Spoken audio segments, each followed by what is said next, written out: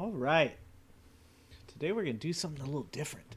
We're gonna see what do you guys think about this one? There's gonna be a lot of laughing at people. Well, maybe a little bit of laughing at people. But I was about to watch the Elon Musk Don Lemon interview, anyways, and I was like, well, I don't know. Maybe DJ will come on. Maybe Bucket will come on. Maybe somebody will come on and keep me company while I watch it. But we're going to see how this works, too. I don't know how Don Lemon rolls. So Don Lemon might be like, F that S, and you aren't going to be streaming my content. I don't know how he does his thing. So we're going to find out if we're even able to stream the Don Lemon and his content. If it starts to give me a copyright claim, we're gonna turn that bad boy off. Maybe we'll just laugh at Trump supporters because that's what we do.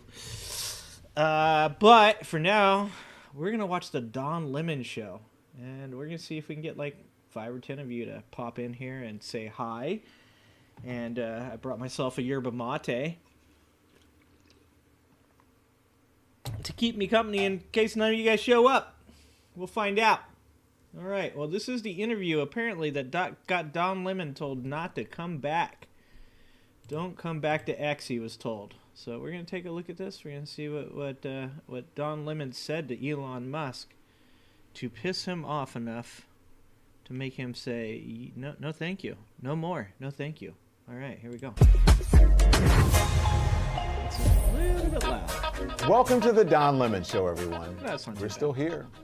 In a minute, I'm going to bring you my conversation with Elon Musk, the one that everyone is talking about. But first, let me tell you a bit about the show.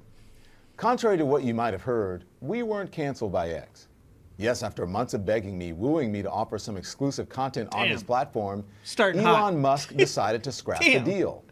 But our plan is, and always has been, to release this show everywhere, on YouTube, on Spotify, on iHeartRadio, just about any place you stream content. Now for my conversation with Elon. As with all my interviews, no restrictions, no ground rules, nothing off limits or out of bounds. That is until the interview ended. So what went wrong? I don't know. Isn't this being posted on X? My hope is that you learned something about both Elon and me. Two people who come from completely different vantage points on almost every single issue. And I challenge you, Elon, to watch the whole interview and tell the world why this isn't what you claim you want on X. All right. Should Thank you be for inviting us interesting. here. You're welcome. Tesla headquarters. I'm surprised at how big it is. I've never seen it. Yeah, it's about 3 times the size That's of the what she Pentagon. said. And we built it in 16 months. It's the fastest construction That's what she project said. in the United States since World War II. So I'm here, as you know, I'm on the platform because you are. Whoa. You say you're a free speech absolutist, right? No conditions. Yeah. Free speech. Woke, I think you showed up to like 3 or 4 in a row here, and I am looking to do this for some people. So I am going to make you a moderator because, you know what, Woke? I trust you that much in these limited interactions that we've had. You get a wrench because you're always here. You are now a moderator, Woke. Hope you're ready for this too. Boom! Look at that. You got the blue wrench. All right. Don't let the power go to your head. The last time I gave Redonk, my stepbrother. If you don't know this, Redonk is my stepbrother. Redonk, I gave him administrative privileges as a moderator, and he timed out all the other moderators, and then typed in all caps in chat, "There can only be one." So don't murder all the other moderators, please. Thanks for being here, Woke. Speeches. We're watching the as Elon much as interview. possible within the bounds of the law. Yeah.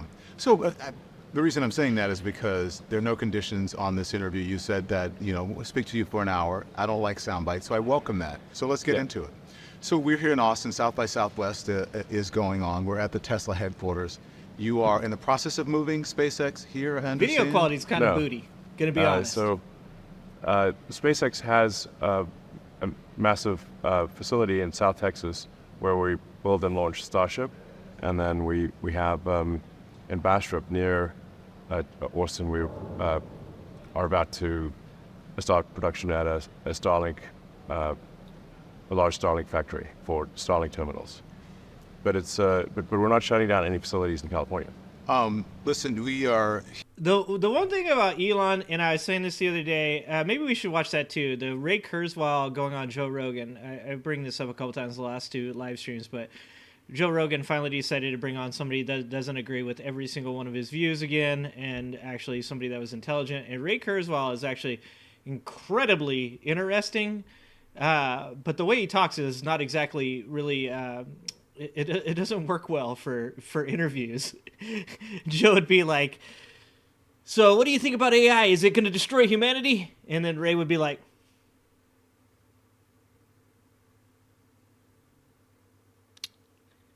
"Yeah."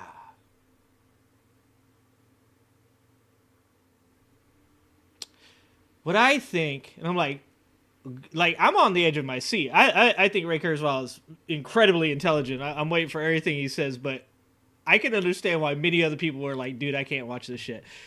Elon's a little bit different, but he has a really kind of uncomfortable way of speaking too. And I have a son that's an Aspie, so I understand autism, and I know that Elon said he's autistic. I don't know if he's ever been actually if ever been went to consultation or anything like that. But the way he interacts is very strange. Tamara, what's happening, Tamara? And sometimes I wonder when people say things like, "Well, I've started doing all these new drugs and stuff."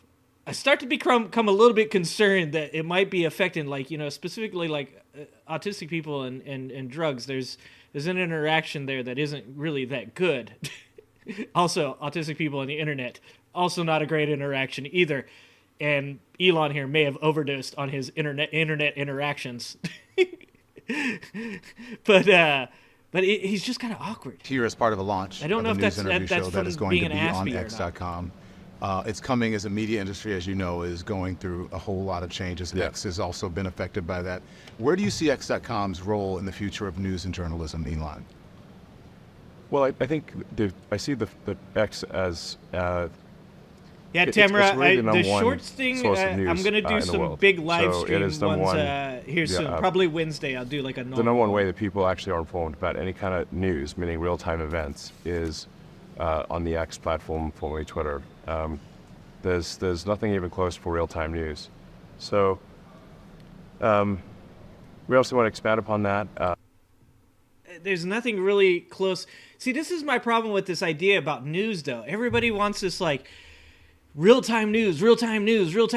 What about, investigating a story and making sure that it's true and actually making sure that we have, the facts straight and stuff? Does that not matter anymore?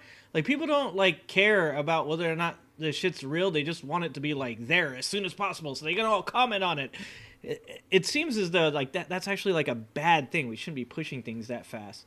Yeah, I'll do one probably this Wednesday, Tamara. I swear. And we have done so with long-form content. So instead of just doing what used to be called tweets, you can now do long-form posts. You can post an entire essay. Truth, Jess. Truth. Now, put an entire book, post an entire book to the platform. You can do long-form video content. So you can do up to 4-hour video segments. We really want news in whatever form it is, or information, I should say, in whatever form it is, to be available on our platform, whether it's short, long, text. So you're just turning it pictures, into video, YouTube. Whatever the case may be. Yeah, and some of the stuff that we do, long-form video, interview shows, what have you. Yeah. You reached out over the summer and you said, it would be great to have Maddo, Don Lemon, others on the left put on this platform. You receive full support. The digital town square is for all. What do you mean by that? Well, I just mean that we want to make sure that there are. And then he canceled Don Lemon's ass after this interview. We always have, for example, Tucker Carlson, who most people will view as being on the right, and Tucker Carlson's in his that's own quite a damn prominent atmosphere. Name on the right. We want to have prominent names on the left as well to provide different points of view, as well as centrists. Just basically a wide range of viewpoints on the platform. So Twitter is so hard right now, opinions. though. There's no middle. What's your point of view? What's Tucker's point of view? What up, Ben? And people can make their own decision about what they believe. You didn't mean that I'm on the left? Did you think that? I thought you were on the left, but yeah. I don't know. Well, let's just say I don't know what the left is or the right is, frankly, these days, because things can be quite polarized. But you seem Wait, what? My impression was that you're be more likely to be described as on the left than the right. My sense is you're sort of center left. I don't know. You tell me. Yeah, Well, center left. Did you ever watch I'd me on say center CNN? And left. did you watch? I saw segments. You know, clips. Yeah, not Clips. You don't say I saw it. segments. Yeah, there you go. CNN is Clips. generally considered left. Yeah. Why do you say that? Why do I say CNN is generally considered left? I think Damn, this is awkward. if you look at any sort of media survey of what is on the left or right, See, this is the problem. This is like when people say something's socialist or something's communist, and then you ask them what socialism or communism means. They're like, well, like it's just what you're doing. That's communism. What you're doing is that's socialist. Like, we live in a society where we like to use words, but then we can't explain that shit. Like, come on, man, you didn't come prepared for that question. How is CNN left? Like, that's a softball question. I think they would say, like, for example, Fox is on the right and CNN is on the left. Yeah. So that's what is it? Am I missing something here? Okay. Jess, now I want to ask you this though, Jess. Do you think that he's in his villain arc stage? Do you think that he is now kind of like, I don't know, he's been triggered a bit and now he's gonna, like, I don't know, use his powers for evil? Because it's kind of coming off like he's about to use his powers for evil, okay? And I'm not sure that Don Lemon going on here and triggering him awkwardly by calling out his bullshit on TV is going to be good for the rest of society. Normally having the richest man on the planet in your town would be a brag point, not so. Yeah. Dude, I'm concerned. He has rockets. Everybody is educated now? Nah, that's a hard no on my part. That's a hard no on my part. No, Jess, now you guys are probably going to disagree with me on this, but I think there was a point before, like, his shit actually, like, took off and, like, he was doing well, where he might not have been completely a villain. I think it might have been like a sidekick or some shit like that. Like, maybe a sidekick. I think he's going, like, full-on Joker, dude. He's got rockets. Are you missing something? I'm concerned. I don't know. I think that when I read that, I said, oh, no like shit. Many I'm going to check that out. critics or detractors, they never really watched me on CNN. They just saw the clips of me either on social media or maybe on Fox News. Or You don't conservative say. media, where it's sort of where I've become a character or a caricature of what I actually am, and it's taken out of context. Sure. Well, how would you describe yourself? I would describe myself as someone who is, I am independent in my thinking, Okay. and I vote for people based on the issues and how I feel about it, not necessarily because of political leaning of some sort. Well, I agree Okay. with that approach. I think that's generally how Yeah. people should take things, which is, I mean, there are a whole sort of set of issues which are sort of somewhat arbitrarily bucketed into right or left. Yeah. But I think most citizens would think that they would agree with some things on the left, but not everything, or they agree on some things on the right, but not everything. So that's what I think most people feel, I guess. How much longer, What the maybe fuck? the What was answer's that forever, how much answer? longer are we going to have to call it the formerly known as Yeah, Twitter? I mean, even Prince Okay. went back to, that's a solid goddamn question right there. That is probably going to be the best question in the interview, is how long do we have to qualify every time we say fucking Twitter, I mean X, or X formerly known as Twitter? Can we just go back to Twitter? This is my main issue. This is a good part of the interview, and I'm glad he asked this question. Can we fucking stop doing this dumb shit? You met Elon when he bought X? Oh, no shit. Later, X.com? Oh, is there like a connection between X and PayPal? I don't know enough about Elon other than the fact that he's gonna, like, take over Mars. Prince instead of, is it always going to be X? Him and It's definitely always gonna be Rosie X. O'Onnell, or I'm sorry, So no, X is going Roseanne through some Barr. changes. Sorry, There's Rosie. a lot of media companies are going through some changes. You're in charge of an incredible platform, Elon. How do you feel that's going? I No, think it's answer going the first pretty question. well so far. we're seeing record usage. We've added a tremendous amount of functionality. I mentioned that it used to be that you could only do short, text and maybe a picture or something like that, short video. Oh fuck! Did I take that back? But now Wait, you can do is he long form looping? text, long form video. It seems we've like he's added looping. audio video calling, so you can not just do text DMs, you can do audio video calling. We Didn't he improved already the say this algorithm, I shit? think, significantly. Oh, it was the name of made PayPal. the system faster and All better, right. and that's reflected in the increased usage. So let's talk about that, because you said you wanted all points of view, right? It's a digital town square for all. Yeah. It's the platform has kind of picked up where some conservative media has left off. That moving to the right, increasingly becoming part of a conservative dialogue, and sometimes even conspiracy theories, right? There was an article recently written about you saying that you, Donald Trump, and X were the most important people or places or whatever icons when it comes to the MAGA movement. Do you agree with that? How do you feel about that? Well, I mean, there are nonsense articles written all the time, and I certainly wouldn't agree with that one. I put it in the nonsense category. So the objective fact of the matter, in my opinion, was that that old Twitter was fundamentally a tool of the far left. And that was really, I think, a lot of it was due to being located in San Francisco, Berkeley. And so it wanted to essentially project the SF Berkeley political dogma worldwide. You think it was far left? Yes, I do. I used to get actually. Okay. Even if you agree with that it was far left, then you do have to agree that now it is kind of far right. Right? I mean, if you're going to go that route, if you're even going to say that it was far left, you have to admit that it is much more right-leaning now than ever before. Because I'll tell you what, you get on Twitter, Twitter is a cesspit, man. Twitter is crazy. Twitter, like, I talk about not streaming on Kick, because I used to stream on Kick every once in a while.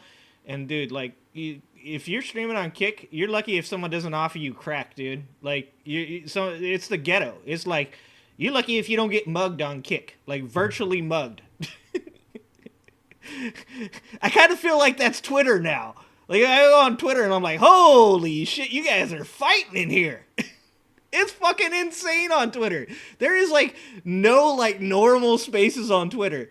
Like, if you go on Facebook, Facebook's like, they've even put out this whole thing where they said that they're not going to engage with political content. Anybody that does streaming and stuff like that knows this, that they've put out warnings saying, like, if you do post political content, you're not going to be reaching very many people. It's not going to be platformed well.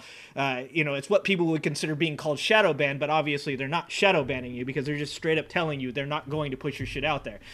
So when you get on Facebook, it's kind of like family time, You're like, oh, there's, like, pictures of people that you love, and there's, like, dogs and memes and beer and sports, and you're like, oh, okay, this is kind of what social media seems like it should be. And then you go over to Twitter, and it's like fucking going into, like, a trailer park. You're like, holy shit, there's people fighting in the parking lot. My uncle's drunk on his doorstep. Like, what the fuck is going on here? There's, like, cops chasing a dude through the fucking parking lot. Like, Twitter is insane right now. Okay, if anybody's in the chat and you've been on Twitter lately and it's not Psychoville, please let me know. Because maybe I'm in a bad part of town. It's crazy. I'm off the platform because I would get so much shit tweets when it was called in, so much hate tweets and just guff from right-wing conspiracy theorists being called everything from, fag to... Sure. It's the internet, The people will it's the internet! I mean, I've been called every name times 1,000. Oh, my God. Do you agree that it's right now and that even it's moved into sort of MAGA land conspiracy theory? I certainly don't think it's right. The old school Twitter suspended and suppressed accounts that you'd call on the right 10 times more than they did accounts on the left. And even when they did suspend an account on the left, wouldn't that make it more right? Between two people on the left. The political donations of old Twitter were 99% Democrat. Does that sound left-wing or right-wing to you? The Twitter donations? Yes. When they look at donations from a company, if a company donates literally 99% of all donations... You mean a company in San Francisco is getting Democratic donations? Or a right-wing? No the shit. company donated. I understand what you're saying. What I'm trying to tell you is that Twitter employees, people at Twitter, their political donations were 99%, literally 99%, to Democrats. That's obviously an extremely a bunch of people group. living in San Francisco. Leading into this was about MAGA. Holy shit. And speaking of MAGA, you recently met with Donald Trump in Florida. What did you guys talk about? I was at a dinner. He didn't answer that question. I was at a breakfast at a friend's place, and Donald Trump came by. That's it. That's it. So you,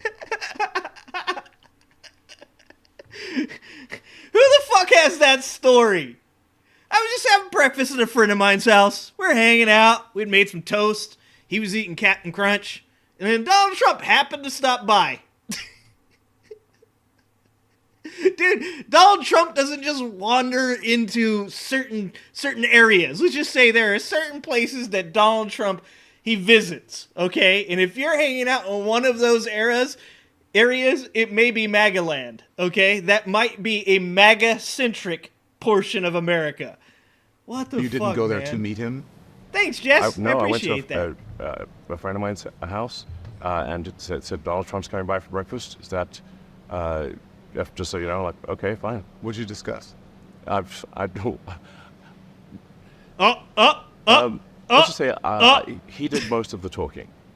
What did you say? No way. The normal things he says. There was nothing particularly groundbreaking or new, but the normal things he says: migrants are bad, Sleepy Joe, Crooked Hillary, Nancy Pelosi, or Nikki Haley. Sometimes they're like the same person to me. Would you like to buy these gold shoes? How about this perfume? Can you donate to me? Also, I need money for my legal fees. That's what I imagine a conversation with Donald Trump goes like. Also, I'd like a Big Mac. Is there ketchup for my steak? What the fuck is he talking about? Holy Christ. It broke, right? President Trump likes to talk. And so he talked. I don't recall him saying anything that he hasn't said publicly. And that was it. It was just a breakfast. Did he ask you for money? Just he didn't. Did he ask you for a donation? No way. No, he didn't. 100% he said did. You're not going to donate to Bullshit. That's correct. Why not? I think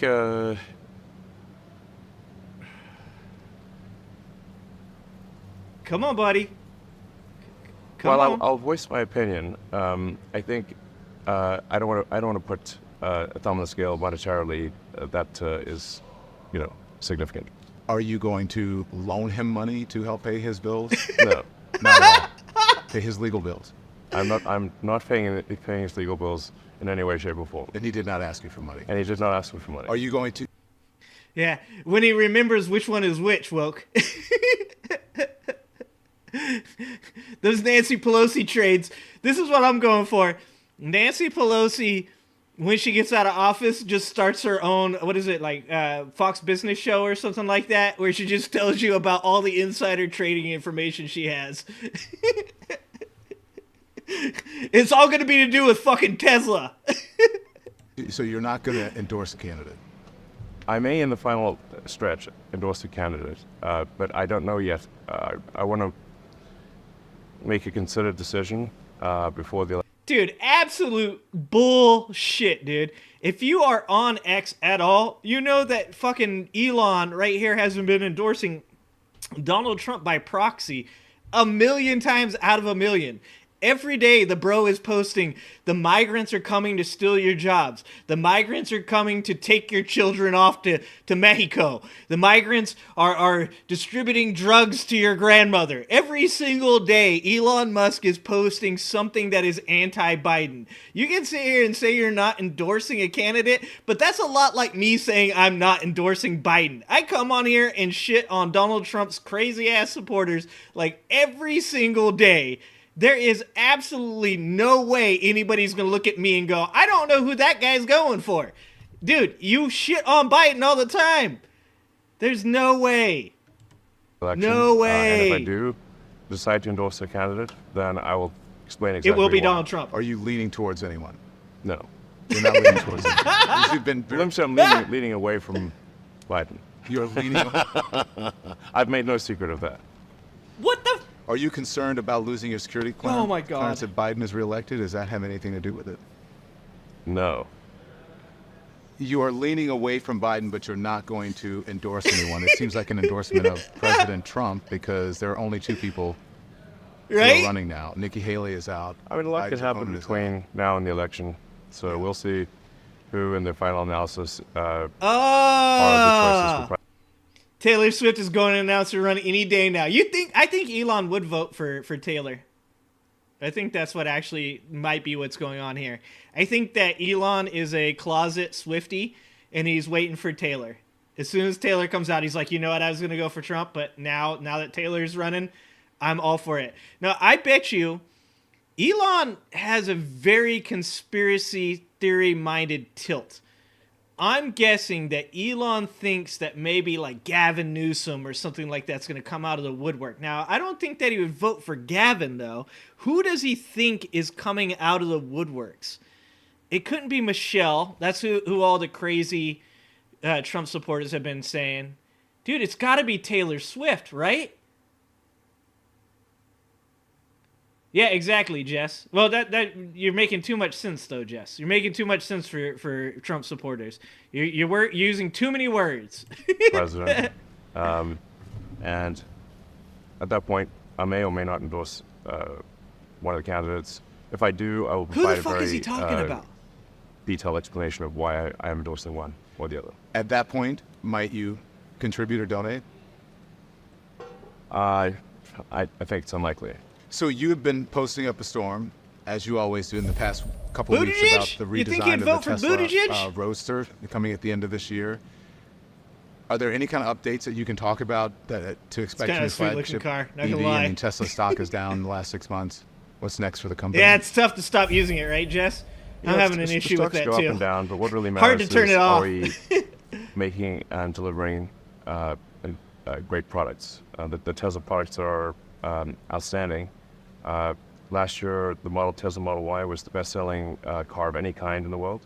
So it was about 1.2 million units. It was the best-selling car despite being, I think, around 50% more expensive than the next best-selling vehicle of any kind, not just electric. So I think that's a testament to the incredible work of the Tesla team. Yeah. And we launched the Cybertruck. Obviously, that's Dude, been that very well Cybertruck. received. What the hell, man? We have, I think, over 1 million orders for the Cybertruck. So How many of these cars have actually been delivered, though? it's a really special Aren't those product. all orders? I think the Cybertruck is one of those products that comes along really once in several years, maybe once a decade. A Cybertruck is a once-a-decade product. Do they break a lot? Special I've heard that. And I heard when they do break, they cost a lot to fix. But everyone improves over time. I mean, Apple, I thought my phone was here, but Apple, the phone got better over time. I'm sure your cars will get better over time. You have been tweeting about the updates in the Roadsters. There's something that we should expect? Sure. You did mention the Roadster. So, look, I don't want to give away, much more than what I've said publicly, except that the Roadster will be a collaboration between SpaceX and Tesla. So, is it going to you can fly? expect some rocky I hope stuff it flies. A flying car? Yes! Yes! Maybe. I called it! Dude! He's a fucking villain! He won't even tell us! I gotta reserve the cool stuff for the, when we actually unveil it. But it's gonna be really cool. It's gonna have some. Man, if America doesn't completely implode and we have flying cars, I think I could be okay for a little bit. We need to win this election so that way shit doesn't completely fall apart in the next 4 years, so that way I can see a flying car. Oh man. Rocket technology in it. Oh, not the Pinto!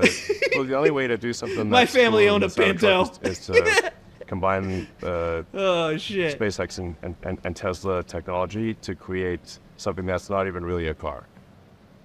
Although, all the autopilot stuff kind of concerns the shit out of me that, the autopilot didn't really work at all. I don't know that I want to be the dude that wants to get into the fucking flying car and be the first person to do it, Besides, people are going to be, flying around on autopilot with, the Apple shit over their eyes. Oh, this could get out of control quick. Then what would it be? something that's They never should existed remake the before. Pinto, Jess. They I'm should getting remake the Jetsons Pinto. vibes. Totally Jetsons vibes. The audience may not be aware, like, some things that I have said publicly is that it'll do 0 to 60 in under 1 second. So that's What? by far faster than any 0 to sports 60 car in under a second. that exists. Is that going to be good for your back? And that's not even the most exciting thing about it. There was Does it a have flying wings? kit for the Pinto? No, it does not have Dude, big I have to look that wings, up. because big wings would be unwieldy on the road. Does it have propellers? It does not have propellers. Okay. It has wheels. It does have wheels. Oh, it's not going to hover? Roadster 20 questions. Does it have a steering wheel? Not exactly. What is it? Neuralink. It'll have a Neuralink. drive-by-wire yoke, essentially, like kind of like the way aircraft or modern jets are controlled. And do you think it's the way of the future that everyone will follow your lead on this? I don't think anyone will ever make anything like the Roadster that we're going to make. Let's talk now about SpaceX, Tesla. Woke. You got a lot of lawsuits. You've got X.com. You got a lot going on. How do you relax? Well, Okay, I'm failing to see how this was like such a gnarly interview that Elon Musk just couldn't handle this shit. Like, what? I mean, okay, there's still 2/3 of the interview. Maybe it gets worse for him. Obviously, he had a couple like awkward moments at the beginning when he asked him about whether or not it's right leaning or not. But to be honest, he's like asking him about flying cars and whether or not, he's gonna support a president. Like, if this is what's considered like tough questioning nowadays, we are getting soft. Holy Christ. One dude welded wings and half a prop plane to a Pinto and tried to fly it, and he died. That would be the outcome. If you asked me, Jess, what I thought would happen if somebody tried to fly a Pinto, I would probably tell you the guy was going to die. It's like the flat earther guy. Wasn't there a flat earther guy that created his own rocket to prove that the earth was flat, and he was going to shoot up into the atmosphere and see that the earth was flat, which is just fucking dumb all by itself. But let's just forget about that. But he went to do it, and didn't that dude, after like the 5th or 6th time he tried to do it, didn't he die? This is some Darwin shit. This is what happens. I relax. I spend time with my kids, my friends, and I, make somewhat of a nerd technologist. So I like playing video games. So I'll play video games with friends online. Which one? Lately, I've been playing Diablo. Oh, what the fuck is wrong with you? Diablo? But I've played almost all the Game games was good over for the 30 years. minutes. A long time ago, I was like semi-pro good at Quake. This is really dating me. Oh, this is why him and because Joe we're talking Rogan got about along. like 25 years ago. I don't know video games. I just know that my great nephew loves Fortnite and some other stuff. He's always with the headphones and doing the thing. So that helps you relax, Don Lemon's right? that dad. So Yeah. And the nice thing is if you've got friends in different cities and they're playing the same game, you can both go online at the same time and play the game together, even though you're in different cities. Fucking Elon.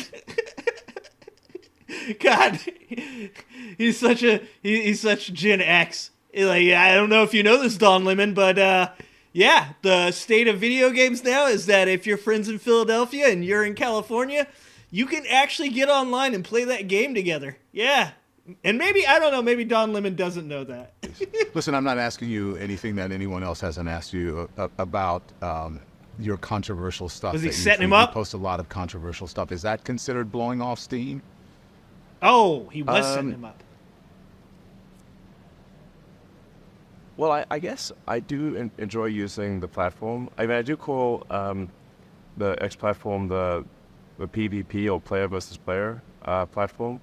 So in video games, there's player versus Elon, environment, where you're not playing against other people.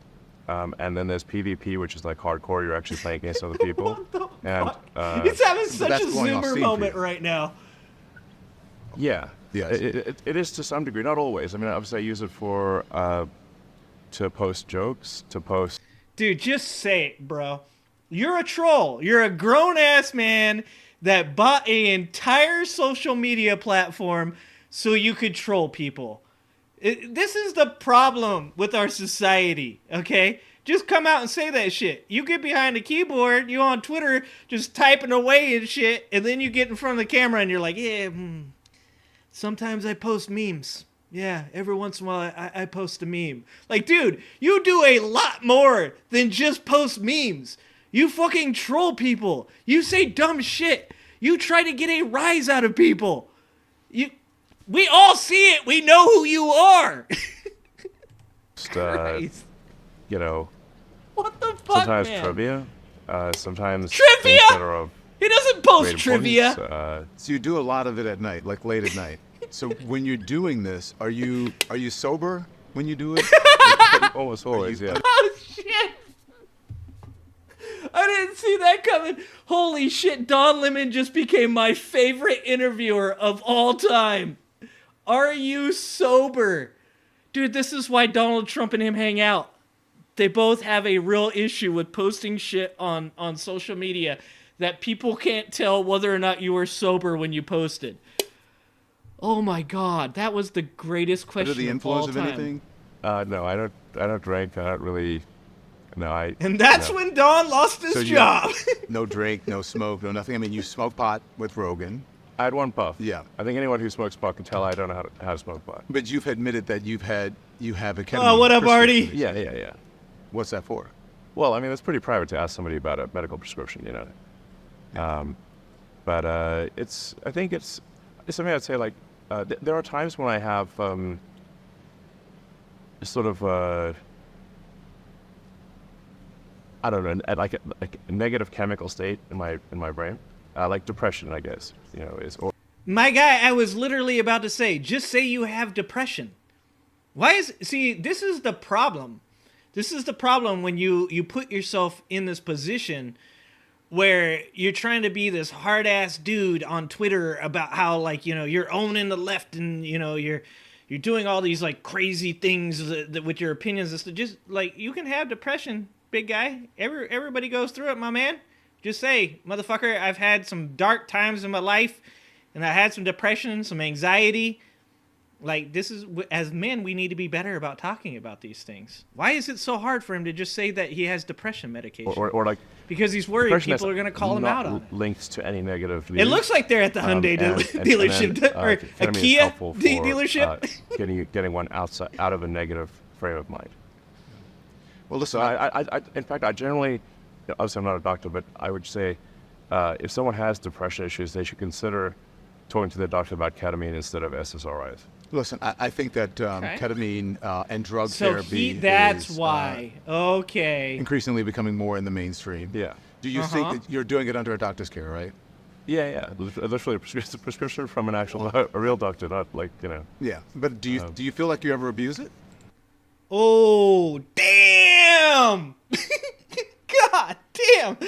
Okay, I said it was kind of a softball interview, but Don's coming in hard now. He just pulled out the fast stuff, okay? He's been throwing him like 60 mile an hour, whether it's E-fist pitches, and he just whipped out the Nolan Ryan fastballs, and now he's just hurling them right down the pipe at him. I don't know, Elon might not be able to keep up now. Look, man, at the end of the day, you got to be honest. This is the problem with our society. If you're on drugs, you might be having some fucked up opinions. If you're smoking some weed, you might be having some sedated opinions. If you're drunk on whiskey, if you get my Irish ass drunk on whiskey, I probably have the most aggressive and confrontational opinions you will ever hear in your life. This is the problem, is that he doesn't want to come out and just say that he's under the influence of stuff, because then people are going to go, oh, I see. I see. But that's the truth of the situation. You can't go around talking shit about Joe Biden and his mental state, and then when somebody's like, hey, yo, do you think sometimes when you're saying shit that you might have some mental states going on that might not be good? And you're like, nah, I don't want to talk about that. Like, that's called hypocrisy. If it's good for the goose. Holy shit. Elon is an alien. Timmy's going for an alien. How you guys doing on that poll so far? Seems sus, getting a 67%er. Okay. We're running this poll all the way to the end, guys. Jameson, I'm not really a Jameson. I like High West. I like that rye. I like that hard rye whiskey. You know what I really like though? Japanese whiskey. If you asked me a long time ago if I thought Japanese whiskey was going to be good, I'd be like, that is two worlds that are so far apart. No, of course it wouldn't be good. I forgot. Of course I can't say the name of it, but I think it started with a T. That stuff was so good, man. So good. What's the other one? Fuck, I haven't drank a lot of whiskey lately because I got stomach problems. I'm an old man. Yeah, dude, I think he needs to just come out. The Rockets were clue number one. Exactly. He fell into the K-hole. He's boofing it. A brand of Angry Ginger whiskey. I'll be working on that. Yeah, find some Japanese whiskey. It is the smoothest whiskey you will ever drink in your life. Delicious. And really actually I don't think so. If you use too much ketamine, you can't really get work done. So I have a lot of work. So I'm typically putting in 16-hour days. That's normal for me. And it's rare for me to even take off a weekend day. Hey, we've all seen The Wolf of Wall Street, okay? We all know how that works. You take the downers, and then you take a couple uppers. We've all seen it. Fun fact, most Japanese whiskey is Scottish. No shit. Damn, I'm going to have to look that up. That is a fun fact. See, I learn shit every time I come on stream with you guys. A situation where I can be not mentally acute for an extended period of time. Except for when you're on Twitter, buddy. Because I can't get my work done. So 100%. How often do you Come take on. 2 or 3 times. Well, it'd be a small amount once every other week or something like that. Oh, but there's not on the bottle where it says take this dose this many times a week or whatever. If it's under a doctor's dose. There are several weeks will go by where I don't use it. You don't use it. Yeah, I think like I said, I think what I find ketamine is if you're literally a chemical state in your brain that you can't just think yourself out of, then ketamine is helpful for getting you out of a depressive mind state. You suffer from depression, or you? So I don't know much about ketamine and its uses, but obviously I've said before on this show that I am open to all of these types of things. Specifically, I've heard that psilocybin is good for treating PTSD and our military veterans. Ketamine, I know, is kind of new, and obviously every once in a while Facebook's like, hey, yo, you look depressed. Would you like some ketamine? That does happen in between getting dick pill, ads. I also get ketamine ads. Facebook, a place where you can go and see pictures of your family, beer, memes, and occasionally be offered drugs for my depression. It's actually a really nice place over on Facebook. It's much different than Twitter. I'll tell you this. I never get offered ketamine on Twitter, but I do get offered every other type of drug. It is literally where you can find crack. Oh, no idea how he's not been indicted. Oh, Christ. It's just absolutely strange to hear somebody talk about things in this manner. It's kind of at the same time I'm like, all right, we're having a good talk about ketamine helping with depression, but also at the same time we hear dude talking about how he's late night tweeting, trolling people and shit. This is like an intervention. This isn't an interview. This is an intervention. Up to my knees in Viagra. The repressive mindset. I asked you if someone what up, Bucket? from reverse. Bucket, welcome woke to the moderator. I have a case of extended do not depression. Take each other out, please. It's just once in a while I get into a negative sort of chemical mind state. Once in a while, it's not a common thing, but once in a while it does happen. Where do you think that comes from? I think it's just genetic, basically. You think it's just genetic history? I think so. History of depression? Yeah. I mean, some people are just wired to be happy all the time. Some are unfortunately wired to be sad a lot of the time. And in my case, we're having a moment. I'm generally This is deep.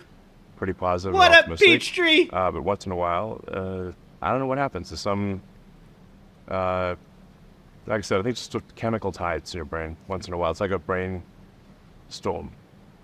Yeah. Do you ever All right. worry that this may deep. get in the way of your government contracts and clearances, and also and Wall Street as well? Well, from a standpoint of Wall Street, what matters is execution. are you building value for investors? Tesla is worth about as much as the rest of the car industry combined, from nothing. So that's pretty good. As I mentioned, we had the best. Oh, dude, he's been spending too much time around Trump. He just went straight to being really super defensive. And look, I can actually understand from his point of view how getting like called out on in an interview on some of this stuff may seem, kind of like off-putting or whatever. But this is also a dude who constantly is on Twitter talking mad shit about people. Like, I'll be honest with you guys. Like, if you guys want to ask me questions about my personal life, I'll just fucking answer. I'm not giving you my goddamn social security number, all right? But, or my birth date.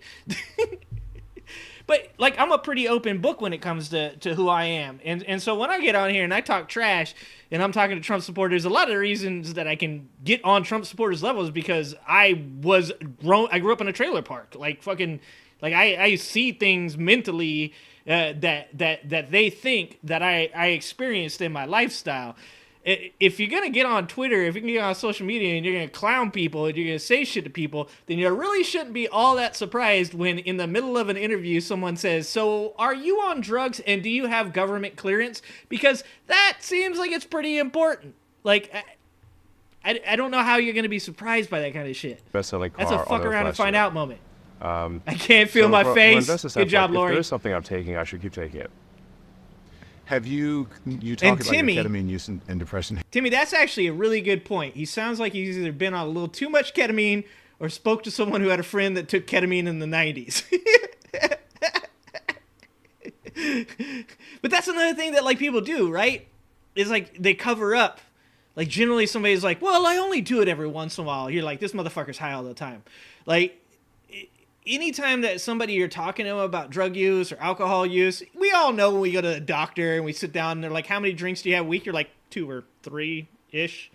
They're like, per night? And you're like, ish. Nobody wants to be real about it. It's a bell curve. Somebody tells you they only do ketamine once every 2 weeks. That's like twice a day. Okay? 100%. You also have said, and the reason I should say, the reason I mentioned the ketamine prescription on the X platform was because I thought maybe this is something that could help other people. That's why I mentioned it. Yeah, that's not a bad thing. Talk about the great replacement theory now. Some of the things that you posted. Damn. Great replacement Switching theory. gears You claim hard. that Democrats, President Biden's immigration plan to open up the border. You said that the president is getting, and Democrats are doing it to get more votes. But undocumented immigrants cannot vote in federal elections, so how is that possible? Right. Good call. I like that question. One is great replacement theory. The other is, which I don't subscribe to that. I'm simply saying that there is an incentive here. If he's like, look, I don't subscribe to the great replacement theory. I just believe something that completely parallels the great replacement theory in every section of the article. Dude, that's like being like, I'm not racist, but immigrants, which I think have a very strong bias to, at least everything I've read, it's a very strong bias. Hold on. So my doctor this morning, we talked Trump, and after she took my pressure and it was through the roof, took me 5 minutes to breathe. Peachtree, we got to bring it down a notch. Oh man, don't get worked up. We come here to laugh, so that way we don't go to the doctor with our high ass blood pressure. Every time I go and get my blood pressure taken, I'm always like, oh dude, I'm doing pretty good. All right, sounds good. Democrat. The more that come into the country, the more they're likely to vote in that direction. But it is, in my view, a simple incentive to increase voters, Democrat voters. And yeah, so the question is like how? So there's a few ways that this works. One is that when the census is done, the census is based on all people in an area, whether they are citizens or not. This is hilarious. If there are a concentration of people who came here illegally in a particular state or in a particular state, that state will actually then get an increased number of House seats. So the House seat apportionment is proportionate to the number of people, not the number of citizens. So the illegals overwhelmingly. All right, I'm just going to say this. This is watching somebody that believes a conspiracy theory try to explain the conspiracy theory to you. It's a solid attempt, and there is some actual, like, factual information to the census and state seats and all that business. But this isn't quite working out the way that he would like it to, because much like all conspiracy theorists, he knows, like, the basic gist of what he's upset about, but he doesn't know exactly how it's supposed to be working, because all conspiracy theories start with this is a good idea. Do you hear what I'm saying? Here's some facts. And then it goes off into fucking la land and start talking about serpent people and immigrants taking your job and all that craziness. And that's why it's always funny to watch people try and actually explain this shit in person. Oh my God. This is terrible. Go to places like California, New York, and if you just look at the math, if you look at the just look apportionment at them, do your research. Illegals, he didn't do your California research. Would lose, I believe the blue state, there would be a net loss of blue states of approximately 20 seats in the House. This also applies to the Electoral College. So you say, like, well, this also applies to electing the president, because the electoral votes are also done by apportionment the same way that House seats are done. But the reason, Elon, the Electoral College is in place is to balance that, is so that doesn't happen. So what you're saying about it is the exact opposite of the reason why the Electoral College is there. The Electoral College at this point, in our history, gives people who are in smaller states and red states bigger much voices. more of an influence over our elections than people who are in blue states, and the majority of the people in this country. That's what the Electoral College does. It actually does the exact opposite of what you're saying. Yeah, it protects people who are in smaller states and protects. When you're talking percentage-wise, like the value of votes in less populated states versus larger populated states, the states that have less people actually have a higher percentage chance of influencing the election because they have larger voices, because that was the point of the Electoral College, was to balance out those things, which I actually think is complete and utter bullshit. I think if you win the popular vote, that's where we should be going. But if we're working within the system and what's going on, that is what the Electoral College was set up for. Now, if you want to talk about House seats and all that stuff, we can get into actually parsing out who is illegal, who isn't illegal, because one of these things that Republicans keep saying, and it drives me up a fucking wall, is that people that are here are illegal. When you enter the country, when you're stopped at a point of entry and you're paroled for your court date, you're allowed into the country, you're allowed to apply for visas for work, you're allowed to apply for citizenship, or you're applying for citizenship and your trial date. At that point, you are in the country. You're not illegal. You're allowed to try to get insurance. You're allowed to, work within the social safety nets. So say someplace like California, you're not illegal. These people keep saying illegal. They're not illegal. They're people that are here awaiting their court dates. When Donald Trump sent people back over the border due to Title 42, I forgot what was it, MPP. He sent 65,000 Mexicans back to Mexico during 2020.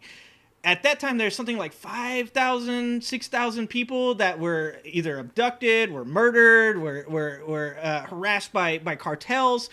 There's a reason that they're allowed into the country and they're allowed to be paroled. And Joe Biden actually tried to work on getting more justices so that way these backlogs of cases didn't exist, where we have 2 years until a person gets to actually go to court. It was going to be something more like 6 months.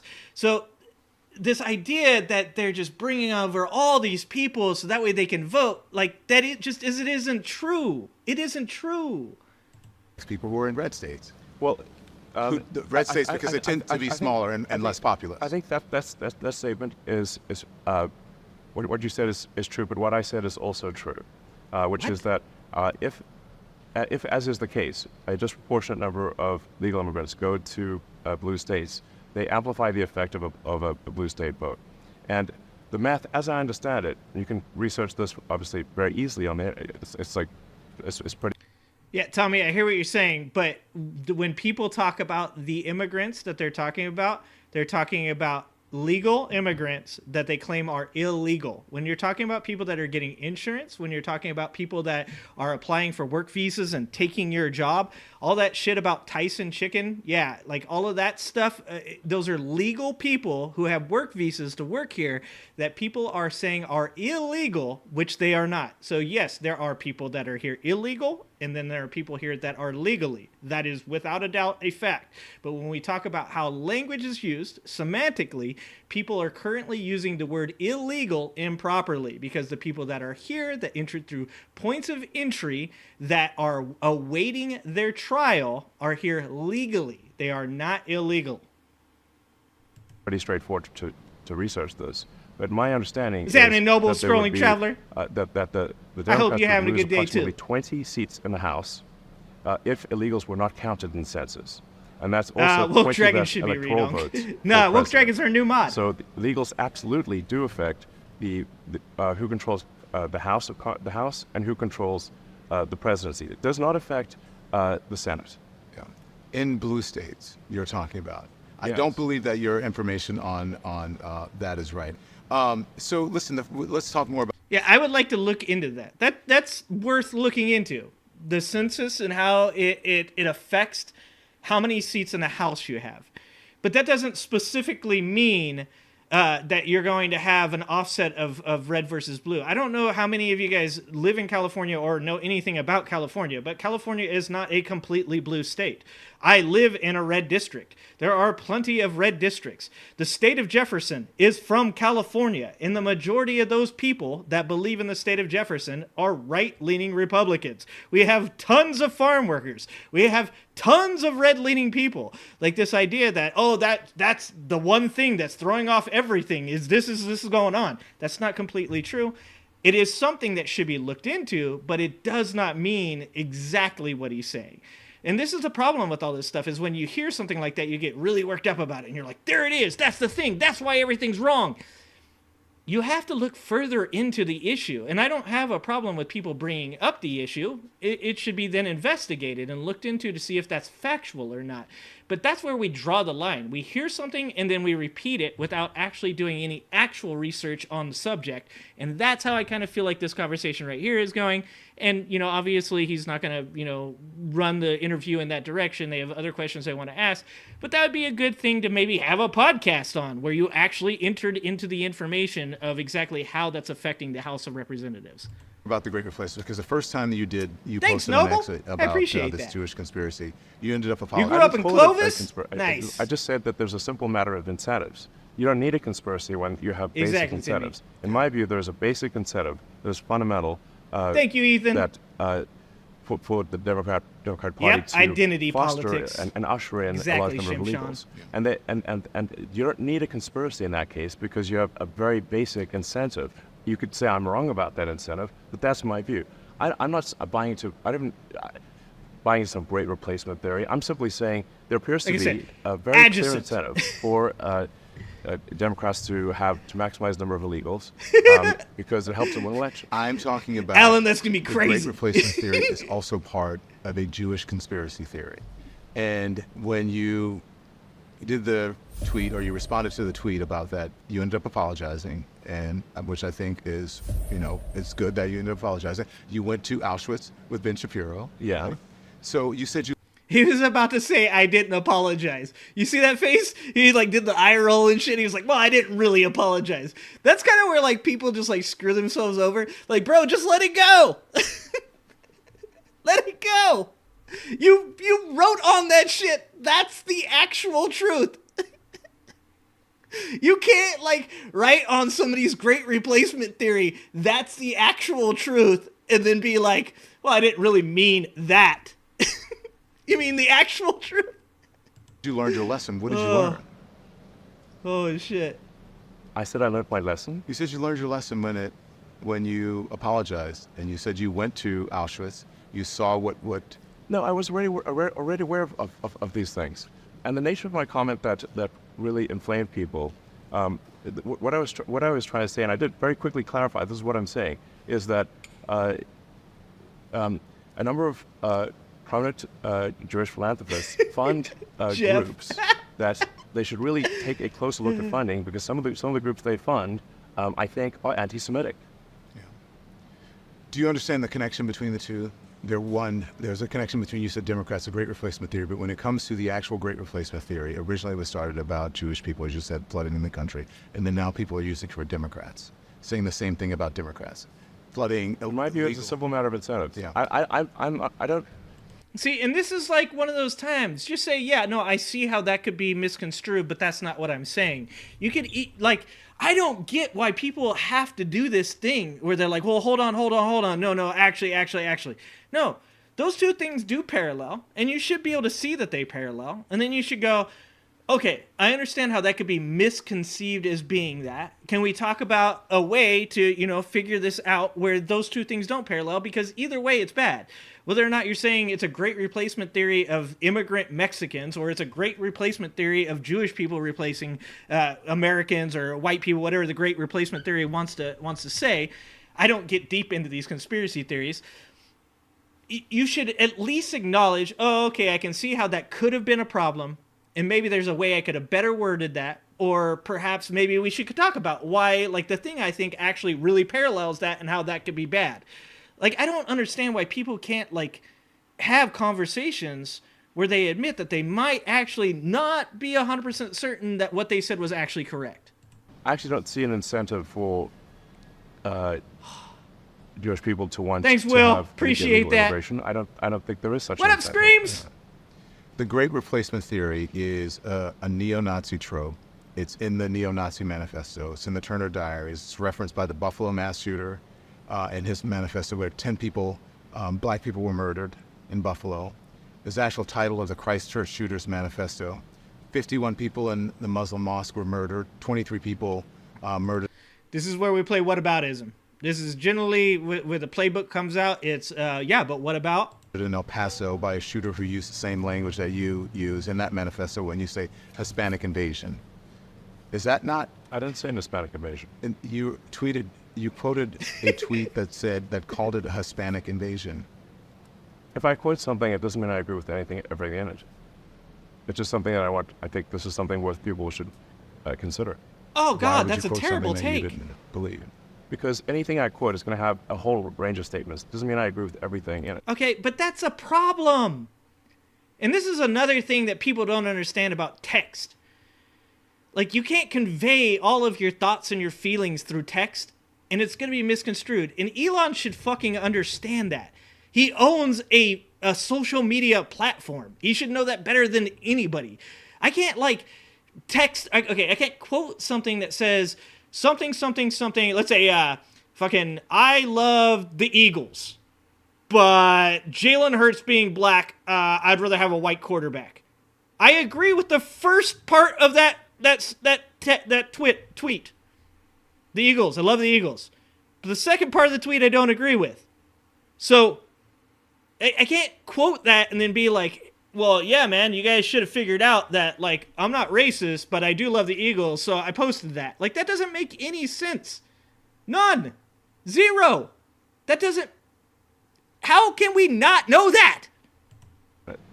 Do you think if you moderated yourself more, if there was better content moderation on the platform, that you wouldn't have to answer these questions from reporters about the great 100%. replacement theory as it relates to I don't have to Democrats, answer these the questions. great replacement theory as it relates to Jewish people? Oh, shit, he just hit him with it. That was the beginning of the end of the interview right there. I don't have to answer these questions. That's the foreshadowing event. Well, do you think Oh, man. I don't have to answer questions from reporters. Don, the only reason I'm doing this interview is because you're on the X platform. and you asked for Oh, it. shit. Otherwise, I would He's not bad. do this interview. DJ, what's So you up? don't think do you think that you wouldn't get in trouble, or you wouldn't be criticized for these things? Or Yes, Yeah, exactly, absolutely. I could care DJ. less. Exactly. you don't care. No, I don't. Why care. not? I don't think people. Oh, this is like when he did the go fuck yourself. This is like he's entered go fuck yourself mode. This is when they asked him about the media, the ad people leaving the platform, and he was like, "Go fuck yourself." Yeah, he has entered. I am an immature 12-year-old. He just morphed should care right what in front of media our thinks eyes. They're terrible shit. judges of character. Even someone Hi, who Jamie. has one of the biggest social media and biggest information platforms in the world, you don't care, you don't think that you have any X.com or you have any responsibility to the truth or moderating the platform? You're conflating the truth with the media, and I think the media is not truthful. Well, not with just the media. I mean, just the truth in general. I care about the truth very much. That's why we have, for example, community notes on the... I knew he was going to say community notes. And look, I do enjoy myself some community notes, because there is nothing funnier than watching Elon Musk post something and then getting fact-checked by people on his own platform. That shit's hilarious, okay? But let's just be honest, it's not perfect either, man. Like, dude, you're asking everybody to do your job for you. You want, like, people sitting at home on the toilet perusing memes to be like, oh, shit, is that true about immigrants? Like, dude, it's not a perfect system either. Oh, Christ. Yeah, system where... Thanks, Timmy! Yeah, if you're in the channel and you haven't subscribed, please help me hit 6,000 subscribers. I appreciate you all for being here. Hit the like button too. It's the 3 dots at the top. Hit the like button. Hit the subscribe button. I make all kinds of videos. I watch this stuff with you guys. Thank you, People Timmy. who have historically disagreed must agree in order for a community note to surface. And all of the code for community notes is open source. All of the data is open source, so you can completely recreate it from scratch. The way to build trust is transparency. I have noticed community notes. That is true and not true. The way to build trust is transparency. Yeah, if you're completely transparent, yeah, that means you're honest, and that's great to see, and you're actually, like, you know, being open about everything, but also just allowing bullshit to, like, flow through. And look, if somebody says the sky is green, and community notes doesn't come through and check it, and everybody's like, well, that means that it must be green because community notes didn't check it, and so that must be true. Like, that's also kind of an issue. I'm not saying that it needs to be moderated to the nines where every single thing has to be, like, you know, fact checked for every single line or sentence, but there's some things that are just blatantly not true that people should be able to, like, just straight up be like, that shit's not true. That doesn't lead to trust, because then you learn something that isn't true, which would lead to actually not trusting the platform. Fuck! I think that you are right about that, and I do think community notes are helpful. Thanks, Flo. Yeah, you guys got me to over 5K. I do think that's helpful. I appreciate you You recently guys. called content moderation, though, a digital chastity belt. Do you think that... Digital do you believe that chastity X belt. and you have some responsibility to moderate hate speech on the... Dude, that's a really funny way to say cock blocking, though. Oh, platform? shit. I think we have a responsibility to adhere to the law, and we have a responsibility to be transparent about when things are shown, why they're shown. That's why we open source our algorithm. I think once you start going beyond the law, now you're putting your thumb on the scale. And we don't want to put our thumb on the scale. It doesn't concern you that hate speech has gone. Research shows that it's gone up on the platform since you took over. That's not concerning to you? I believe that is false. In fact, the research that I've seen says it went down. Yeah. So this research shows that your shit's actually gotten pretty bad. And he's like, nah. Nah. Like that answer. The study from the Institute of Strategic Dialogue found that anti-Semitic tweets doubled from June 22 to February 2023. Shit. One study reported that as many as 86% of the posts reported for hateful content remained up after being... Elon's like, look, what you think is hate speech and what I think is hate speech is two different things. Oh, Christ. Hate speech on the platform is up. So what they will typically do is they will count the number of posts, but not count the number of views. So what matters is, was that post given high visibility, or what did like Whoa, one person bro, no.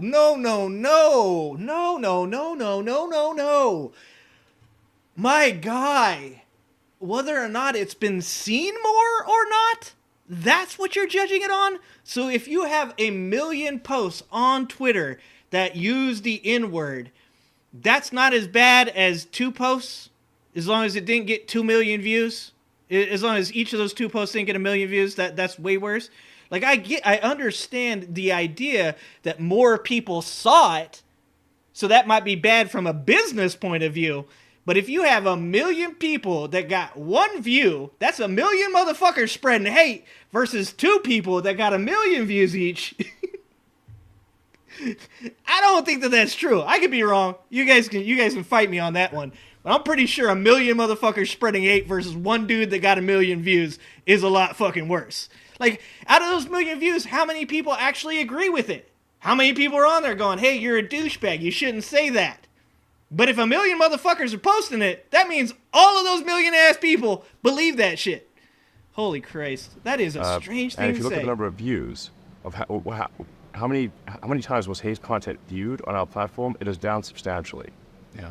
Well, yeah, he got fired from CNN, I'm pretty sure. You said you like transparency. I'm going to show you this. And Don, you can get a study that will tell you whatever you want. But these are just a handful. The guy who just quoted you studies. Look at those anti-Semitic and racist tropes and tweets. And as of this morning, they're still on X.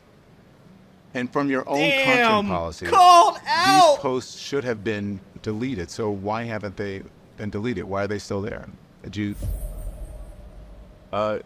We delete things if they are illegal. But these have been up there for a while. Are they illegal? They're not illegal, but they're hateful, and they can. And so there you go. My guy, Jesus fucking Christ. How do you... Dude, this is where me and my buddy, we used to argue like 10 years ago, and I'd be like, Elon's actually a pretty smart dude. And he'd be like, no, he isn't. He isn't an idiot. He's an idiot. And I'd be like, no, dude, like, he's pretty smart. He like to all this stuff. And now I have to eat my goddamn words. Do you know how it feels, Elon? Now every time I see my buddy in some shit like this interview going up, my buddy's going to be like, told you he's an idiot. And I'm like, fuck. God damn it. Like, dude, you just literally said, no, it's because of the views. But then you turned around and said, no, we keep that shit up because it's not illegal. So obviously you don't like get rid of the content. So obviously that would mean that, yes, there's more content on your platform than there was before. This does not make any sense. It can lead Holy to shit. Violence. As I just read to you, the shooters I don't want to. in all of these mass I don't want to shootings do math. Sorry, Jeff. attributed social media to radicalizing. So Don, you love censorship, is what you're saying? No, I don't love censorship. Then why are you asking? I believe in moderation, but I don't believe in censorship. Moderation is a propaganda word for censorship. But don't you think free speech is one thing, right? Or not, Look, if something's illegal, we're going to... Hold on, I got to answer this question. Andy, why would I think he was smart? Andy, you want to know why I thought Elon was smart? Because I grew up in a trailer park, Andy. Because for like 5 minutes, no one else was like talking about electric cars. And I was like, dude, electric cars are the future. And everybody's like, no, they're fucking not. I'm like, yeah, they are, man. For like, he was fucking gonna go to Mars. All this shit when you're a trailer park educated child seems really awesome. Okay. And it seems like, and this is what I'm saying. This is why I can get on the level of Trump supporters. Okay. Is because I've educated myself since then. And I've gotten better and better, and I still have a long way to go. I admit that. I still have a long way to go in my education, all right? But the reason that I can, like, talk to Trump supporters, even while shitting on them, is because I come from where they live now, right? Like, so when they say dumb shit, like, one of the things I always bring up is people always go, why do you think that Donald Trump's not smart? And I go, well, he's a failed businessman, and generally I just base it off of, like, the way that he talks to people, and, like, he's pretty fucking basic. And they go, yeah, how much money you got? And I'm like, oh, well, I have some. They're like, you got as much as Donald? Because that's the trailer park mentality, is that being rich means you're intelligent. But that's not how it works. Being rich doesn't make you intelligent, and being intelligent doesn't make you rich. Like, there are some extremely intelligent people out there that never got a chance in this society to become wealthy people, and that's fucking us over. And I'm slowly learning these things. But that's the way the world works, is that, like, you got to be able to admit every once in a while, like I've said it before, when Trump was running in 2016, I was like, how bad could he fuck this up? And now we all know. So I'm right here with you guys, and you guys better help my ass out. because I'm gonna make some more mistakes. All right? Oh shit! It ain't over. If it's not illegal, then we're putting our thumb on the scale and we're being censors. You're putting your thumb on the scale. Exactly, for Ghost. moderating hate speech. I mean, you don't put out. Jeff, we all have flaws. Pornography. That's not. It's illegal. Some people would say that's considered censorship. I'm just saying you. No, I literally, Don, I literally said, if something is legal, okay, we will obviously remove it. Okay. But if it is not legal, the laws in this country are put forward by the citizens. We're a democracy. If those laws are put in place by the people, we adhere to those laws. 100% he doesn't believe that. Because if we introduce laws for censorship into private social media companies, he would be 1,000,000% against that. He does not believe that. He only agrees with that because it benefits him at this point. I love that Don Lemon has this like, come on, man, coming on. He's got this like whole attitude of like, come on, man, I'm just trying to like help you out here, dude. I'm just trying to like give you one. Like, can't you just see where I'm coming from? It's like, okay, I agree. Of others. If you go beyond the law, you're actually going beyond the law. With David Pakman, man, okay, agree. Yeah, with the law. But if you are doing something that promotes hate and violence and ultimately leads to killing, you don't feel you have any responsibility not to do that? When the people who are doing it admittedly are saying... Thank you, Snow Bunny. I appreciate that. I'm just trying to get better, man. Don't they? Shouldn't they? Like you're applying a differential standard to... But that would never be in mainstream media. These types of images, that type of language... Mm-hmm. Those things would never be. We'd never, when I was in mainstream media, we'd never promote things that would be anti-Semitic. We would never promote things that would. Anti-Semitic either. Did you not see those? You said promote. If content is on the platform, that doesn't mean we're You're promoting. promoting it, dude. But oh my be god. On a platform for mainstream media at all. Dude, that's like if somebody came to my store and put up a poster that was anti-Semitic. Mind you, the people that run my business are Jewish, but they put up a poster on the outside of my store that was anti-Semitic, right? And then people showed up and they're like, hey, what the hell, bro? That's anti-Semitic. And I was like, yeah, well, I didn't put it up there. And they're like, yeah, but it's on your store. And I'm like, yeah, but like that doesn't mean that I support it. It's your business. Look, if he wants to, look, he could have had such better answers. Like, he could have been like, hey, bro, it's a huge platform. It's almost impossible to keep this stuff off. He could have pointed out that Twitter before had all kinds of problems with this kind of stuff. There are so many better answers than we're not promoting it. Oh, my God. That's insane. Got a little buffer going on here. Okay, holy Christ. Okay, sorry. I'm checking my buffering. Sorry for the buffering. At all. No, but you can think of that's because the mainstream media has like whatever 20 articles a day. We have 500 million posts today. Okay, 500 understood. million. Does it bother you? How do you feel about that when you see it? Samplers, you're back with tooth jokes. Samplers is back. It's not good at all. It's terrible. But you don't want to get rid of it on the platform, or at least moderate it. The rules, what you're suggesting is censorship that goes beyond the law. And what I'm saying is I guess have a disagreement, because I do not believe in censorship that goes beyond the law, and you do. We have a difference of opinion in that regard. I understand that, but these are your own rules on your own platform. These go against the rules on your platform. That's why I'm asking you. If you said, listen, we allow everything, but that's not what your content rules say. And that's why I'm asking you, why are they still there? Yeah, he's asking why you don't enforce your it. own content There's a policy. really That's good why I'm answer. asking you that, not because Which part of our content policy says that we should delete these things? Your content policy talks about hate speech. Yes, we don't promote hate speech. And so you don't consider that hate speech? I guess you're not understanding what I'm saying. There's if... This is the most semantic argument of all time. No. I don't promote it. He's saying he doesn't add any kind of actual, like, oomph behind it. But that's craziness.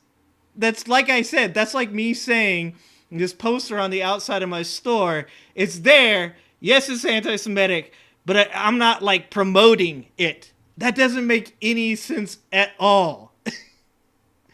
His point of promotion would be true.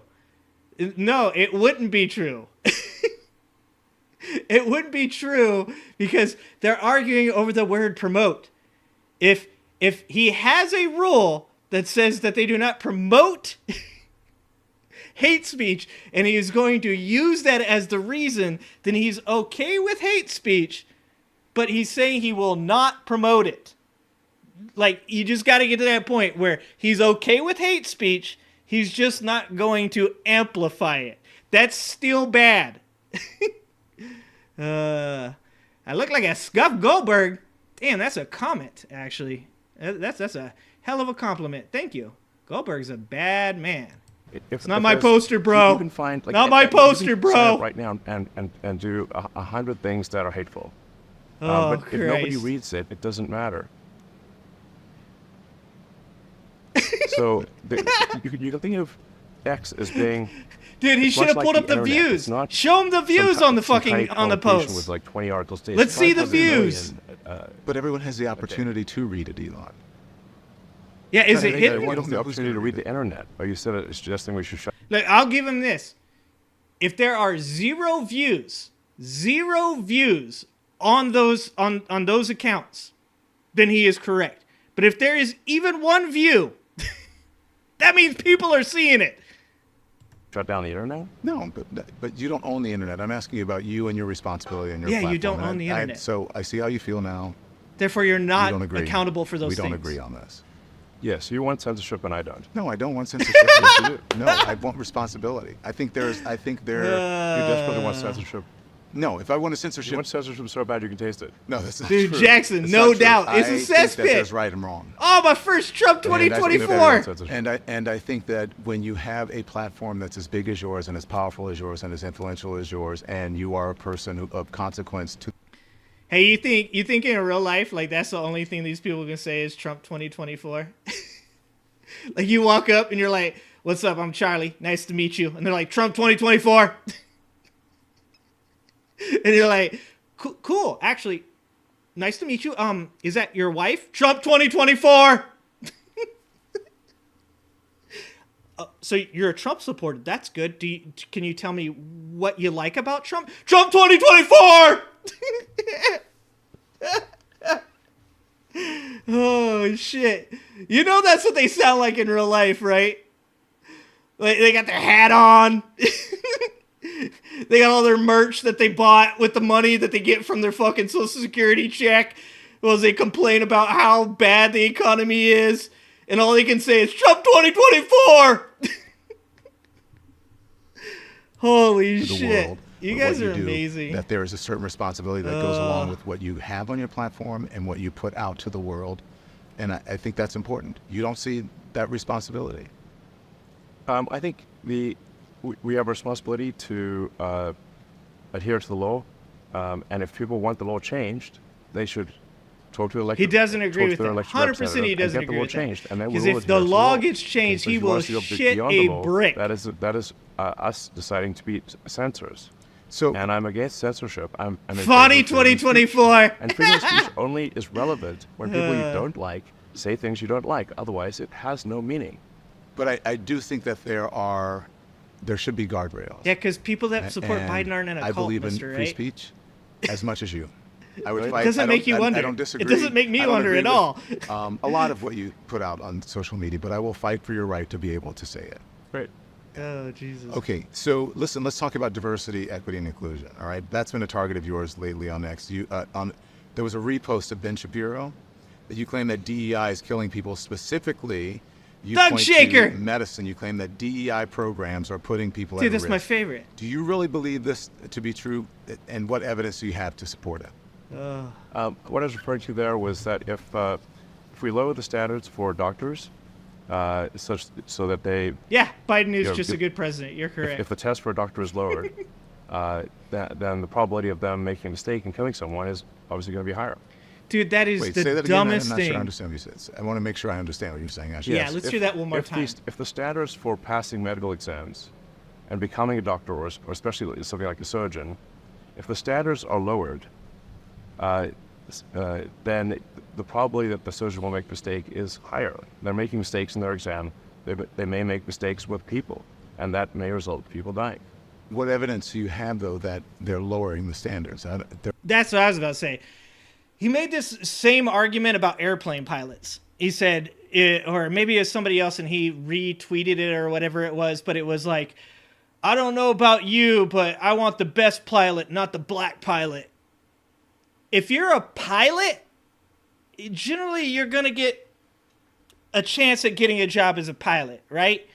So if you have black pilots, white pilots, green pilots, purple pilots, and they're all pilots, I don't think that works quite the same. You're not going to put a black dude in the cockpit and you're like, oh shit, chance of survival just went down, bro. We're not going to make it to Florida. That's not at all what DEI is. And I understand that all of you guys want to live in fear. You want to live in anger. You want to live in hatred. You want to feel like everything is everybody else's fault, just not yours. You didn't succeed at life, and it isn't your fault. It's somebody else's fault. It's DEI's fault. It's the immigrants coming across the border's fault. I grew up in a fucking trailer park, and I made myself to where I am today. You can't sit here and claim that an immigrant stopped you from succeeding. They took my health care. You did that! You suck! It's your fault! Putting a black dude in a cockpit and saying, now we're gonna crash, guys, is the dumbest shit that I have ever heard in my life. And I hear a lot of dumb shit from Trump supporters every single day. Oh, Christ. There's no evidence of that. You guys are amazing, though. I believe there is. There's no evidence of that, Elon. What is the evidence? Yeah, what is the... I believe they've literally lowered the standards why do we hate Duke University, Nigerians? and that is what the article was referring to. There's no Are you evidence saying they have of that. not lowered the standards? There's no evidence about lowering standards, and I think that there is... I believe that is a false statement you're making. Okay, well, we'll figure it out. Yeah. I think the interesting thing is, when this is posted on the X platform, there will be a whole bunch of things that rebut what you said and what I said. Right. And so people can then make their own decision based on the replies and the rebuttals and the community notes. I think that's fair. I don't know about you guys, but I don't read the comments on Twitter looking for confirmation of my opinion. Holy shit, is that where you guys go to get confirmation of your opinion? Is the Twitter comments? Can you guys not do that? Oh my god. Please don't do that. Please don't go to Twitter for confirmation of your opinions. Holy Christ. I mean, if you're like a white nationalist or something like that, you might want to do that. That'd be a good idea. But like if you're like even mildly intelligent, please don't go to social media to confirm that what you think is right. That's not at all what you should be doing. You should be like taking in like a diversity of opinion. Like you want to go watch some Fox News and you want to go watch some CNN and you want to watch some David Pakman, you want to watch some Ben Shapiro. You want to like even bring in some of the conspiracy minded guys in there and take a look at some of their stuff. And then you want to like, I don't know, look at like studies, maybe some meta-analysis, maybe some statistics. You want to bring up some articles. This is something else I'd like to say, guys. Go read something. Because I don't know if people recognize this or not, but people that are good at this type of thing have a certain cadence. It makes you like feel a certain way about certain things. That's why preachers do the, you know what I'm talking about, like forceful speaking, because they know that cadence like really brings people in. So every once in a while, you got to like kind of get out of this whole, like, I'm going to listen to everything, and you got to go read some stuff. Like go read the thing. And you'll see that like sometimes when you read stuff and then you listen to it, that you have like actually a different interaction with it and a different reaction to it as well. Don't read comments though. Do not go to the comments. Not on Twitter, at least, or Facebook, or any of them. Holy but I do Christ. think that on this particular topic, I do think that you and Ben Shapiro are reaching in about this, because there was what Ben posted said that people were, he gave instances of people who were deliberately harming people. Nowhere in the thread does Ben suggest at all, I should say, that anyone is being killed as a result of DEI. That's purely speculative. There's research on DEI and medicine, and there's no evidence that standards are being lowered, Okay. that DEI is affecting medicine. Actually, like Okay, only 5% of doctors are black, and a small percent. And also, let me just say this. People have to understand something, okay? And that is, it's the people that are putting through this type of legislation aren't doing it because they love black people. It's not doing it because they love Mexicans or Asians or even Irish people. No one loves us. No one gives a shit about us, even us. They do it because economically it's a sound thing to do.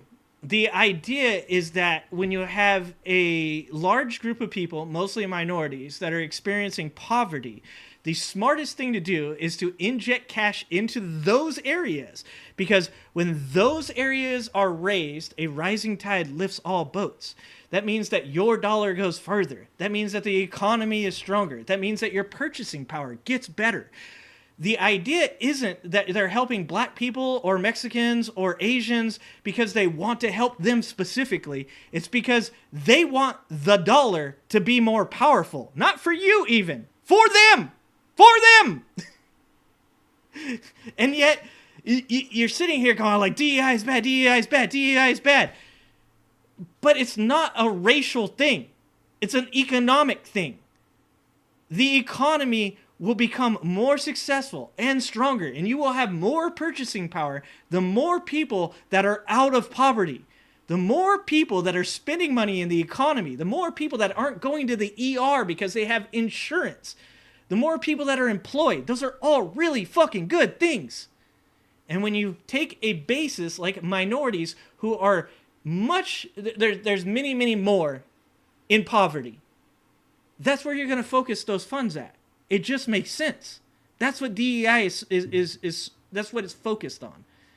It just drives me nuts that people like make this what it is. Yeah, well, I think you'll find that when now this is posted to the X platform, that you ever heard "Kill All the people White will Man" reply by to it with No evidence. Effects? Okay. Maybe I'm wrong. Let's see. Okay, so, but that's my whole thing about moderation. Maybe you're wrong, but you'll put it out there. You don't know if it's right. Do you think that you have a responsibility to make sure something is right before you, the person who owns it, Elon Musk, who's a huge figure in the world? That's not a bad point, Mac, that you should know that it's true, that there are people at X who can get research for you. I'm not before exactly you put something a liberal out there like that. That's not necessarily true. Even in other examples. If I say something that Meta-analysis, is Mr. inaccurate, Rat. I'm immediately corrected on the platform. That's the advantage of a real-time system like X. So there will be immediately in the replies people correcting me. There will be a community note that will correct me, which is attached to the actual post itself. Do you think It's like, as I many still people post read the that same as- dumb yeah. shit, You think but as many people other read people that say as it's it reads your wrong. tweet? Yes, in fact, and if there's a community note that happens later that where somebody didn't see, but they replied to that or interacted with that post, we will notify them that there is now Jesus a community Christ. note correcting that post. Just so you... Whereas if you consider the conventional media, that doesn't happen. Conventional media makes false statements all the time and nobody ever hears the correction. When I was in conventional media, I can only speak for myself.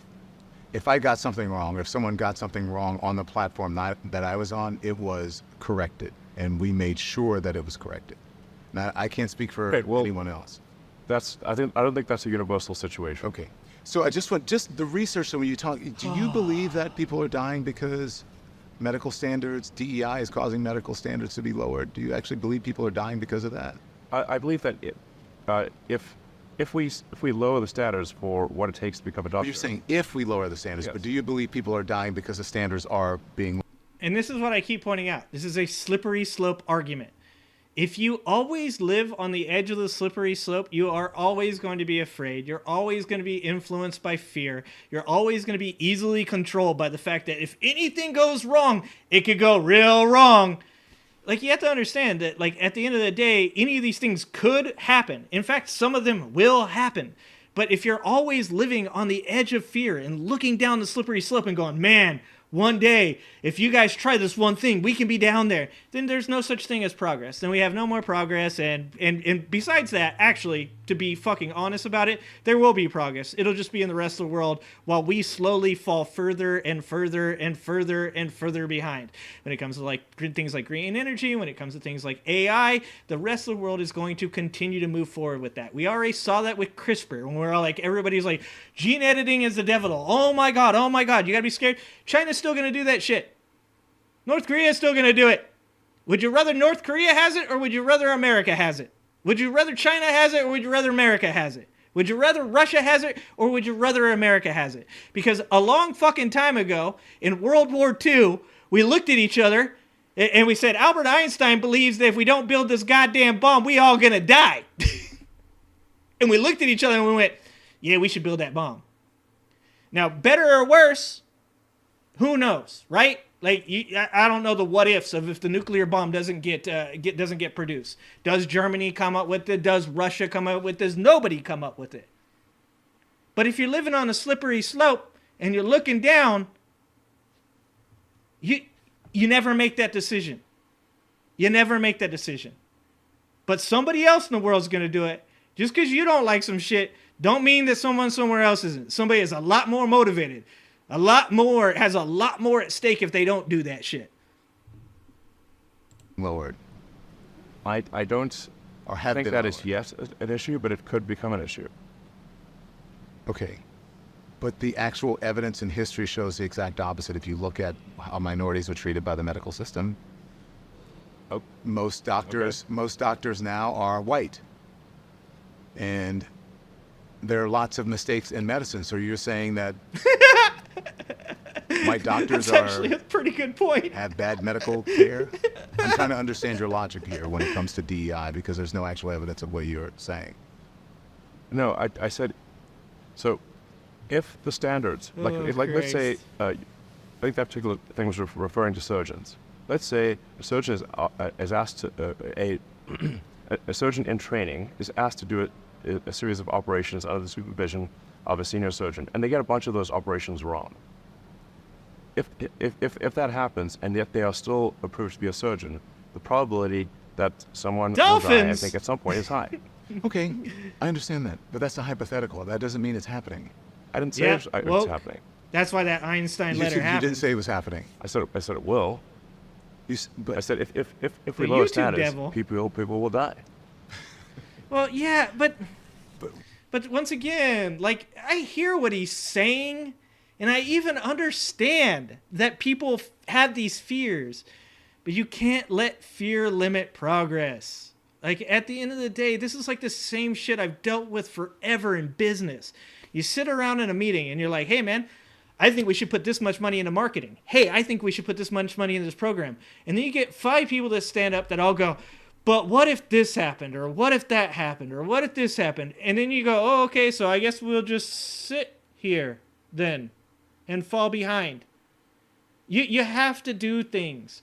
You have to move forward. You can't live on the slippery slope just constantly being like, what if they lower the standards? If they lower the standards, then we should have a discussion about that. But if they haven't lowered the standards, then that's not a discussion. It's a discussion to have when we get there. Like I can even understand the point. And if you're racist and you believe that blacks or Mexicans are dumber, then yeah, that makes a lot of sense. First of all, Asians are a lot smarter than me. I'm saying, like, the idea that including DEI equals lower standards doesn't pan out if we haven't gone there yet. If we lower standards to allow people into it, then we might have an issue, and we should speak about that. But if the standards haven't been lowered, then we're literally just creating a boogeyman. And that's what we're doing, is creating a boogeyman. Or put something out there that has not happened. Because I could say, Because I don't want it to happen. I think we don't want to lower standards. Okay, if you look at the history of the medical industry, especially when it comes to black Americans, it shows the exact opposite. If you look at the Tuskegee experiment and on, only 5% of Yes, we doctors need more women in medical, America 100%. are black. All of them are white. So Boeing are you is saying kind that of if the the majority of boogeyman? I don't doctors know. are I white, might are be you down saying with that and there's still these inequities, right? And people there's still mistakes. Are you blaming DEI for that?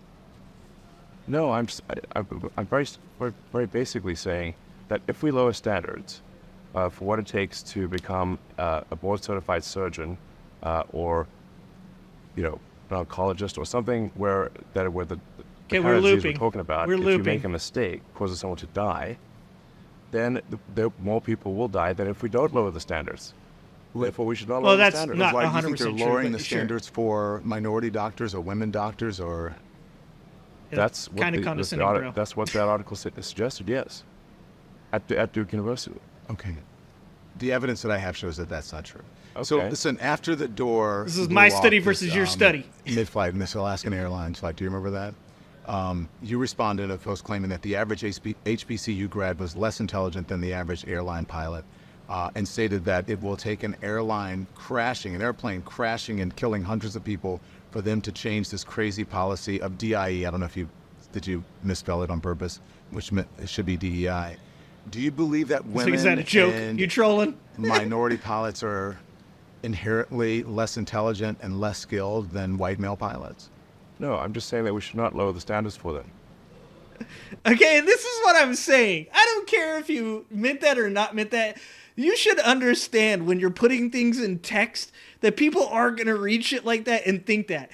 Like, you can sit here all you want and say, hey, bro, like, no, I didn't mean it that way. I've done it. Like, I've sent somebody a message before. I guarantee it, where they saw it and were like, dude, like, you came off as confrontational or aggressive or whatever it is. And I'm like, no, I wasn't at all, actually. I just sent you that message.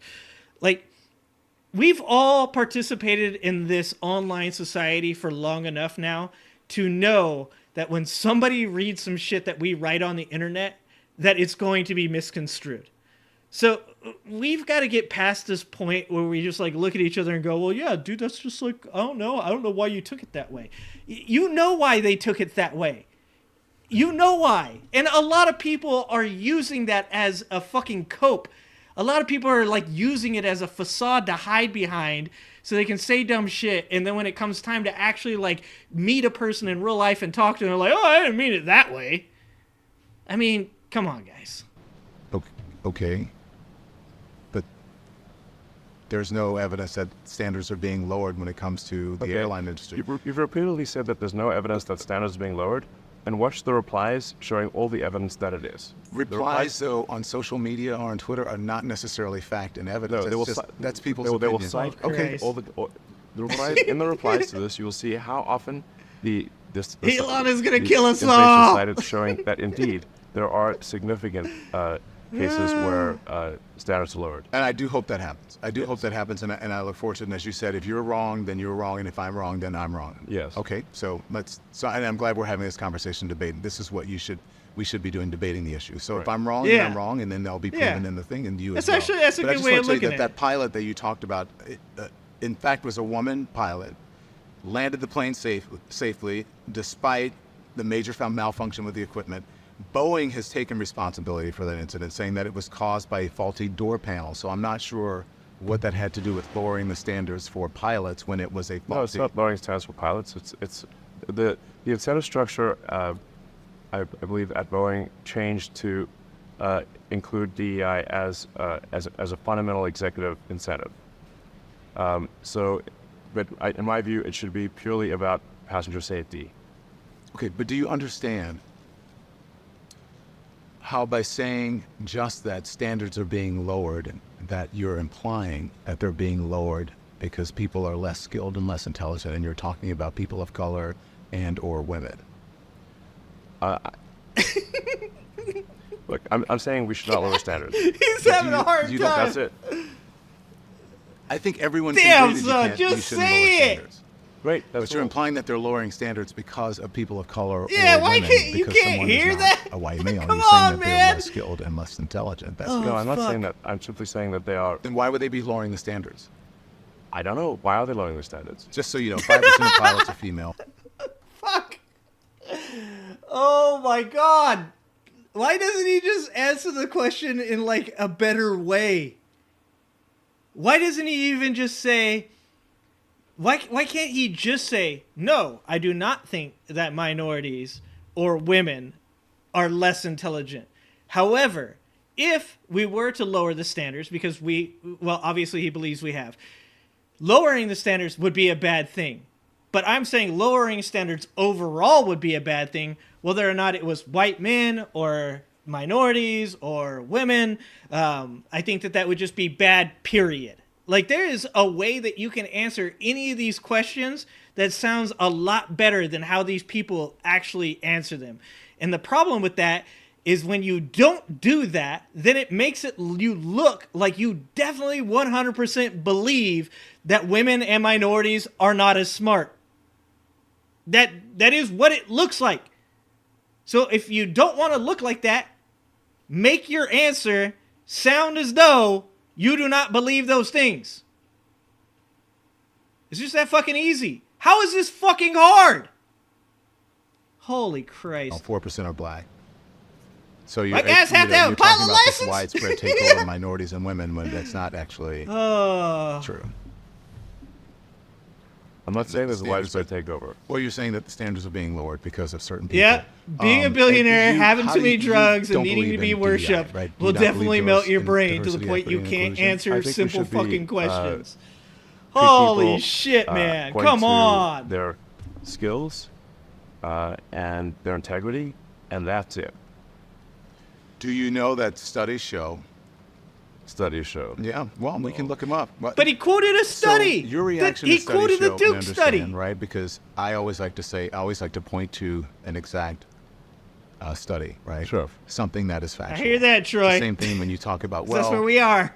Let's see what the replies where are we on are. Twitter or on X. Yeah, so So I feel the same. I feel the same way about that.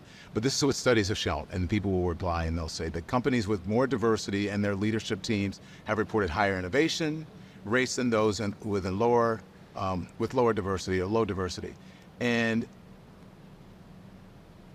they're better companies and they make more money. This whole idea about DEI, if you go woke or whatever, you go broke, that's not necessarily true. People with diverse leadership teams and diverse workers make more money and more innovative. And that shouldn't at all be all that fucking mind-blowing. Like, imagine being in a group of people that all think the exact same as you, and you're trying to innovate in a business. That's not a good place. Like, you want, like, when I hire people, I want people that bring something new. I want people that come through the door and add something to the team. I don't need more people. Good Lord, I'd hate to work with 10 of me. We'd all just be shitting on each other all the time, literally, because that's what we like. It seems insane to me that people can't wrap their mind around like the necessity of having a diverse work group. Like, that is literally how you become a bigger, stronger business. Like, you don't want everybody to have the same skills. You want to have people that have different points of view, different life experiences, different attitudes, different personalities. And yeah, you all got to kind of have a way of working with each other and fitting in with each other. That's understandable.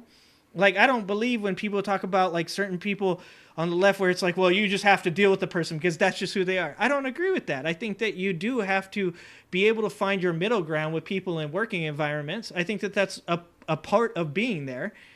But having diversity is actually incredibly important, because when I can't see something because I have a blind spot, I need somebody that comes from a different background, from a different culture sometimes, a different way of thinking about it.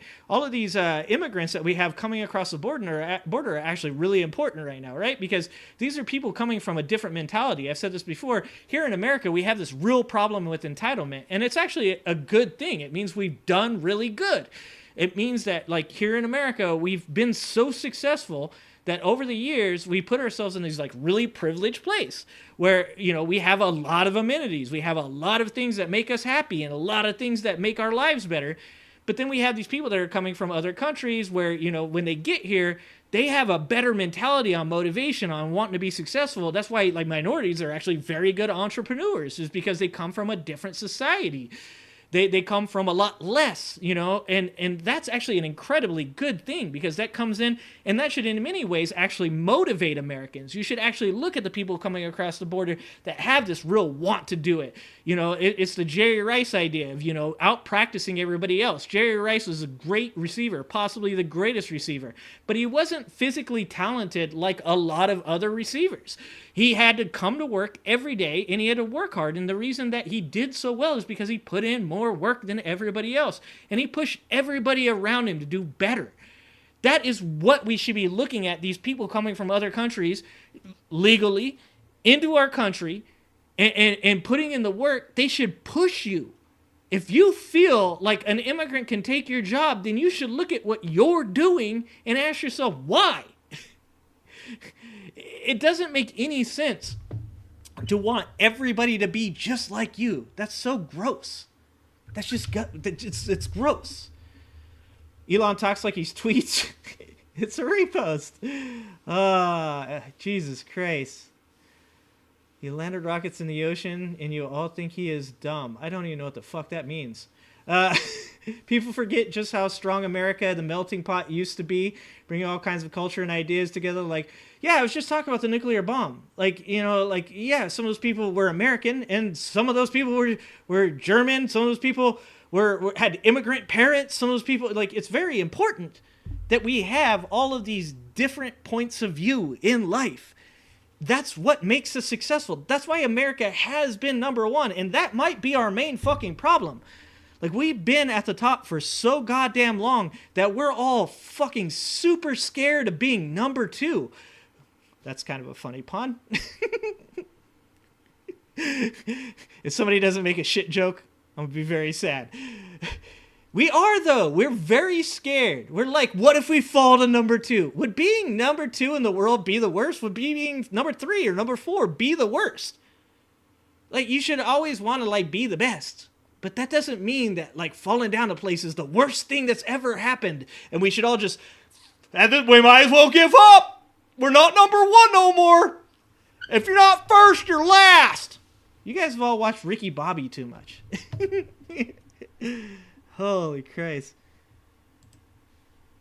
Yeah, I don't think that most people believe he's dumb either. I think that, yeah, same thing, that he's just a shit person. He's turning into a very shit person. My view is that the only basis for promoting somebody should be their skills, talents, and their integrity, and that's it. I want to ask you about, there's a federal government, EEOC, they are also currently involved in a lawsuit against Tesla that alleges that there's a history of widespread racial harassment against black Tesla employees, as well as a pattern of retaliation for speaking out. Good job, Jeff. What do you say to that? I don't believe that is true. I think we've got a very good, like if you walk around the Tesla Fremont plant, I think it's a very good atmosphere. In fact, I practically lived there for 3 years trying to make the production work. Were you aware, if you lived there, were you aware of such behavior? I never saw it. I'm gonna be honest with you guys. If my boss lived at work, it wouldn't be a good atmosphere. I'm just gonna toss that out there. If my boss is at work 24/7 for 3 years straight, it's not a good atmosphere. Oh, Christ. So you're saying that this is not true, it's not happening? Well, I mean, there's over 20,000 people. So you say, like, if there's over 20,000 people in one building, well, is everyone going to behave perfectly? No. Did I see any situations that I thought were improper? I did not. Let's talk about trans rights and the woke mind virus, because you talk about that a lot. You're right about that a lot on the thing. You have been deeply outspoken about the issue of trans rights. You posted trans rights. You posted that pronouns in bio mean the woke mind virus ate your brain. Do you know what the term woke actually means? Oh no! He asked the question. But what originally it was meant. Oh, dude, my favorite question for Trump supporters. Do you know what that means? Whether it's communism or woke or leftist or a cuck. Most of them don't know what cuck is, and they should, because they experience it on a daily basis. To me, it's just being aware of inequities. Shut the fuck up, John. And being aware of facts and history. Yeah, I think it's. You don't know me. I think being aware of inequities in society is fine, of course. Oh, Christ! You don't know what hard days work is. On trying to make everything a race issue to me, is, then I apologize. I think, divisive and corrosive to society. Even as it relates to trans issues, which is what I'm. Yeah, race or gender or whatever. You think that society blames everything on racism now? It blames a lot of things on it, and yeah. You think that's unfair? Yeah. Why? I think we should not make this a constant subject. I think we need to move on. I think we just, treat people like people. I think if we could just treat people like people, we would be able to move on. Look, I like that pipe dream. I've said it before. Like when we talk about CRT, one of the things that CRT really focuses on is, cultures, right? Like they don't want people to look past race. They want to see race, right? And that's something that like I disagree with, right? Because I want everybody to to love each other, to be good with each other, to treat each other well. But, there's also a point to be seen there where you do have to recognize that people coming from certain cultures, have different outlooks. And that's actually is important. So it is a good pipe dream to say things like we should just stop talking about it. And if just everybody would stop talking about it, it'd go away. I grew up with skinheads.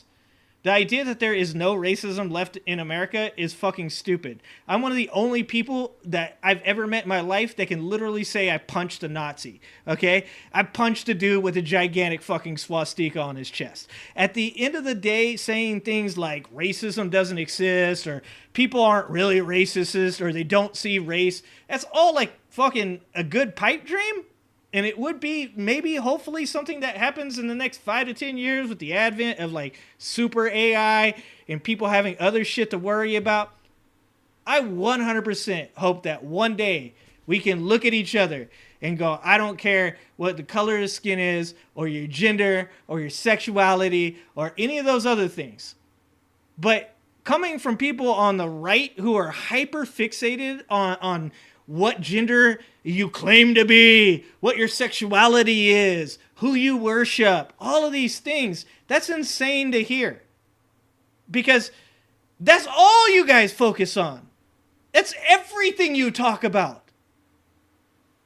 It's insanity to say that you just want to get past these things and then you guys talk about them just as much as everybody else does. That doesn't make any sense. Don't agree that this country was founded There's a lot on of racist racism people, and on all founded sides. on slavery and in many ways inequities. My mom is my father's sister. That still continue on. TDS, Taylor every Derangement country, Syndrome is a real thing. at that You guys time, should stop and I hating think on even Taylor. today, 'Cause was she's a extremely very racist. nice person. Every country, and obviously slavery was present in about half of this country. Exactly, and woke. Racism is but taught. was not present in the north. There was racism for sure, but Oh God, are we having this conversation? I think we want to look to the future rather than the past, and instead of engaging in constant rehashing of the past, because in fact, if you look at history, if you study history broadly, everyone was a slave. Everyone.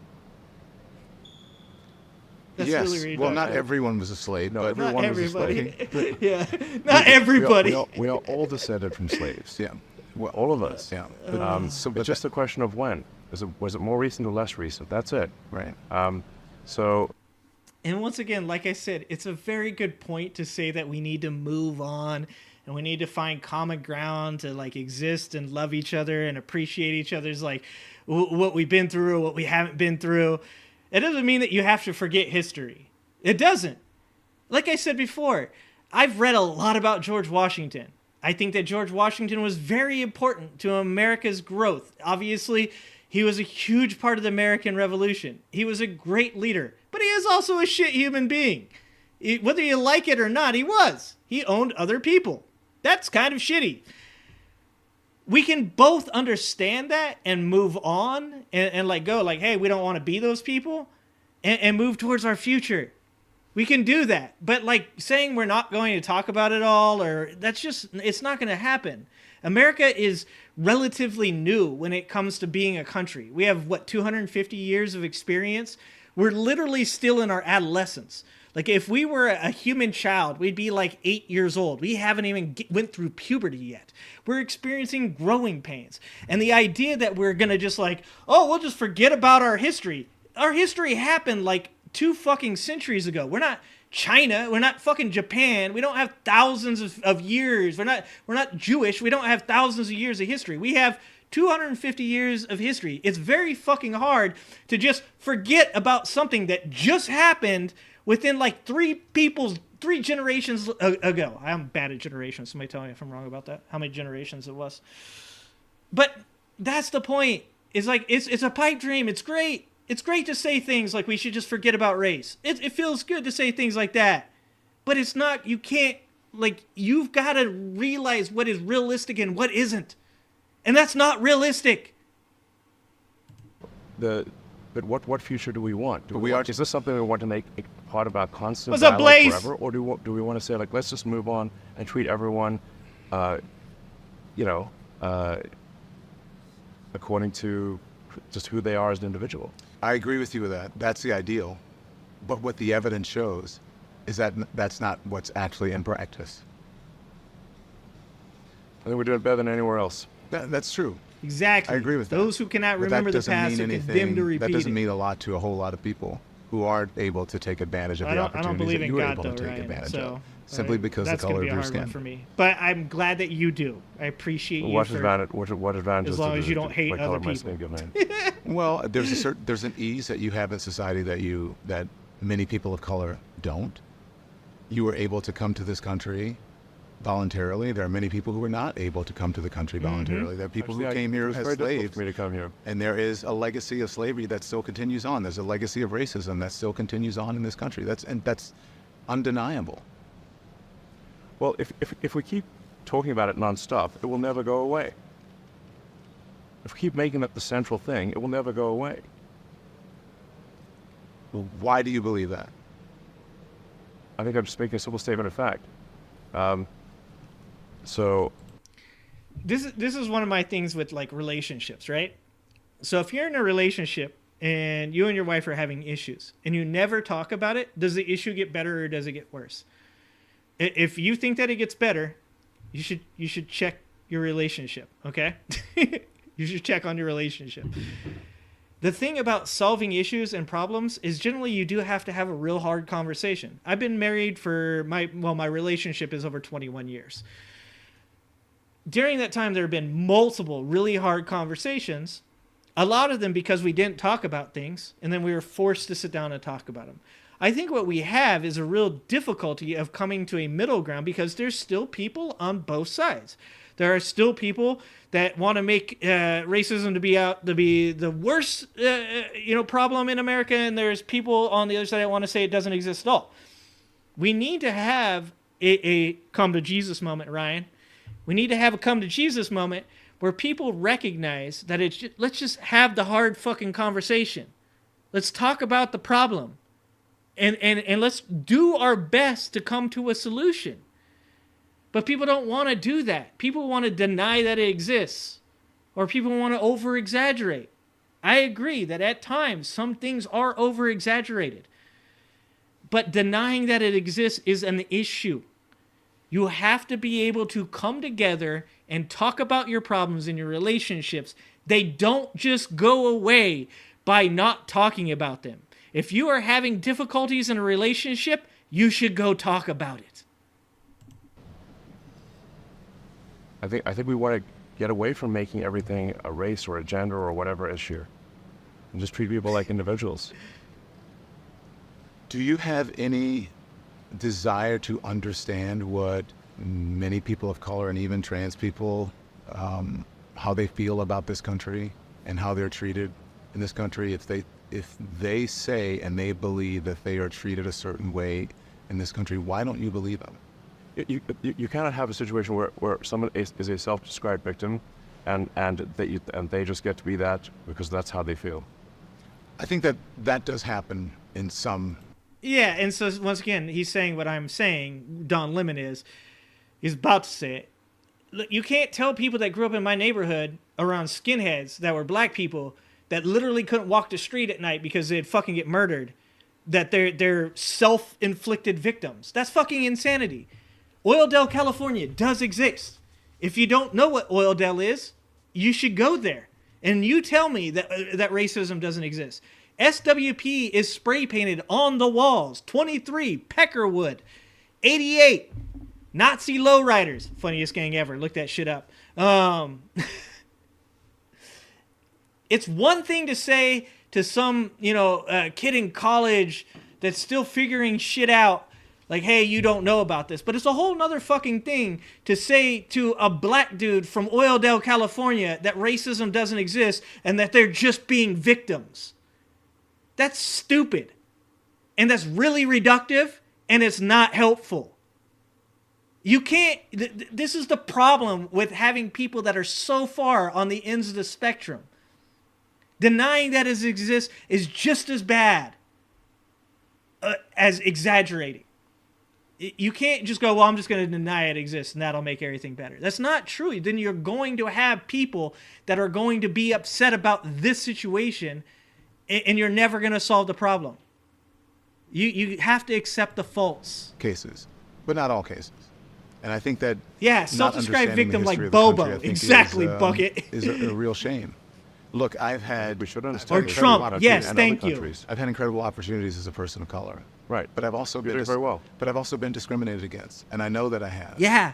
And I know that that's real. And even, Oni, I'm not religious. If someone beats the shit out of you for being a Christian, I think that sucks.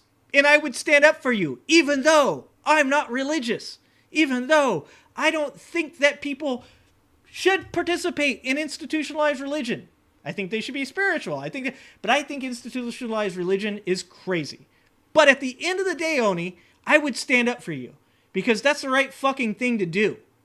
Because at the end of the day, whatever we fucking believe doesn't matter as long as you're a good person. As long as you treat people well. That's what matters.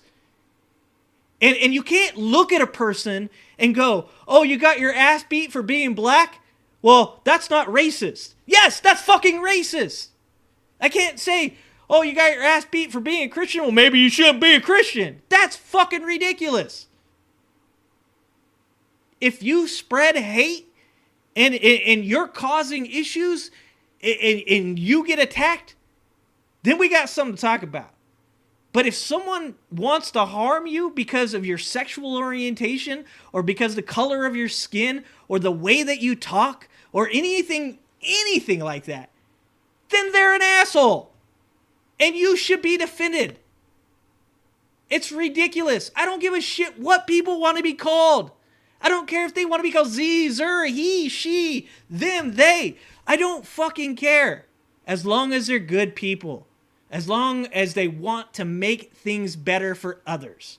And if you want to shit on somebody because the sexuality that they bring to the table makes you feel gross, that's a you problem, not a them problem. You're the one that needs to fix your shit, not them. And for someone to say that isn't happening, I should not. No, evolution gives me my moral forward stand. And not think but about that. I appreciate what you're the going past for, Ryan. Is insulting. Evolution gives me my moral I'm not saying standard. it. Don, you keep putting words in my mouth. I'm not saying it's I didn't say that you said it. I'm saying that we want to. We as a country should move beyond questions of race and gender, and we should treat people like individuals and base our opinions on them on the, their. Okay, but if we should move on past questions of race and gender, then why are we fighting against it? Like, at the end of the day, why does it matter to anybody what a person wants to say, their sexuality, their gender is, any of those things? If you can put forth a legal reason where this complicates things, we can have a discussion of that. But if it's just some motherfucker you met on the street, why do you care? Why do you care? It doesn't affect my life. Why do I care? I don't care what other people do. I don't care if what other people do gets put on the TV. I don't care if commercials target them and want them to buy their shit. There's commercials that targeted me my whole fucking life. No one had a problem with it. It's okay. You want to get past questions of race and gender? Then people like Elon also have to do their part and stop criticizing people for their choices on gender. And then we can, maybe then. their character and their skills. I don't think that anyone will disagree with that. Exactly. All I'm saying is that that's not happening and is not equal. I'm glad that helped you out. Those Oni. opportunities I'm super don't glad happen for everyone. And I am a living example that they don't. I know that they don't because I live it. Exactly, Bucket. That's what I'm saying. You've been incredibly successful. I have He's been. not practicing in what spite he of it all. preaches. I know what I know. No, good and bad is I've based off experienced of what I've evolutionary experienced. processes. You haven't done and that, decisions. and I cannot. That's a whole other conversation. I don't right? know what it's like. We to might be have from that South conversation Africa. one night. I don't know what it's like to be a white man. I don't know what it's like to be a woman. I don't know what it's like to be a Latino person. I don't know that, so I wouldn't speak for them and just say you need to move on. That's not for me to say. I believe that it would be great if the country could live up to that ideal. You think that everyone has the same opportunities in America, regardless of their background And that's not true. ethnicity. Do you agree? No, I don't think everyone has the same opportunities. Okay, good job. Okay. Okay, So, good job. when you talk good about, job let's talk on about Elon's trans part rights, there. when you decided to Good job. To talk about the trans rights movement, you said that it was a woke mind virus. Why do you believe the trans rights movement is a woke mind virus? What do you mean by woke mind virus? Woke mind virus is when you stop caring about people's skills and their integrity, and you start focusing instead on gender and race and other things that are different from that. I think the woke mind virus is fundamentally racist, fundamentally sexist, and fundamentally evil. Okay. And we've got a little bit more time, so yeah. you choose your question. Okay, so okay, thank you for that. But I would appreciate you answering these. I think it's important that we're doing this. I think it's important to the world to hear this, especially what's going on. Yeah, man. Like, he's right. It is important. Like, you can't live in these bubbles, and people do have to talk to each other. This is very important. We have to talk to each other.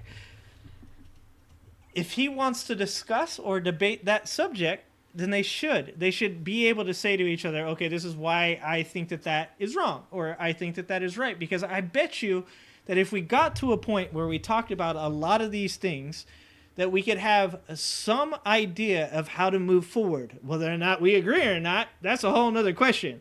But an attempt to move forward is really where we need to be. And if we're just going to avoid questions because they make us feel awkward, or we don't like what the potential answer could be because it could mean that we're wrong, then there is no answer. Then we are going to live in a society that, well, actually, I don't think we're fucked. I'm an optimist, just so you guys know. I'm an optimist. I watched that Ray Kurzweil interview. You guys got 5 to 10 years to get your shit together, and then I'm joining the AI revolution. All right? I'm out. The reason I ask you, listen, there are a whole lot of things that people maybe have questions about when it comes to transgender people, even people who are part of the LGBTQ+. Thad, I grew up on community EBT, you have fucking questions about moron. that. But if you are I'm a free white, speech and I grew up on absolutist, EBT. Jesus Christ, and you are that is part of the First literally the Amendment. dumbest Also, the person freedom in of chat expression right now. falls under that But First your name Amendment is as well. Thad, so that's understandable. So why can't people choose to identify with the gender that they feel comfortable Sorry. with, or use a pronoun? Isn't Everybody that part gets of one. freedom of expression? I guess no. They can ask others to do Thank you, whatever Candace. they feel. They can ask others to do anything.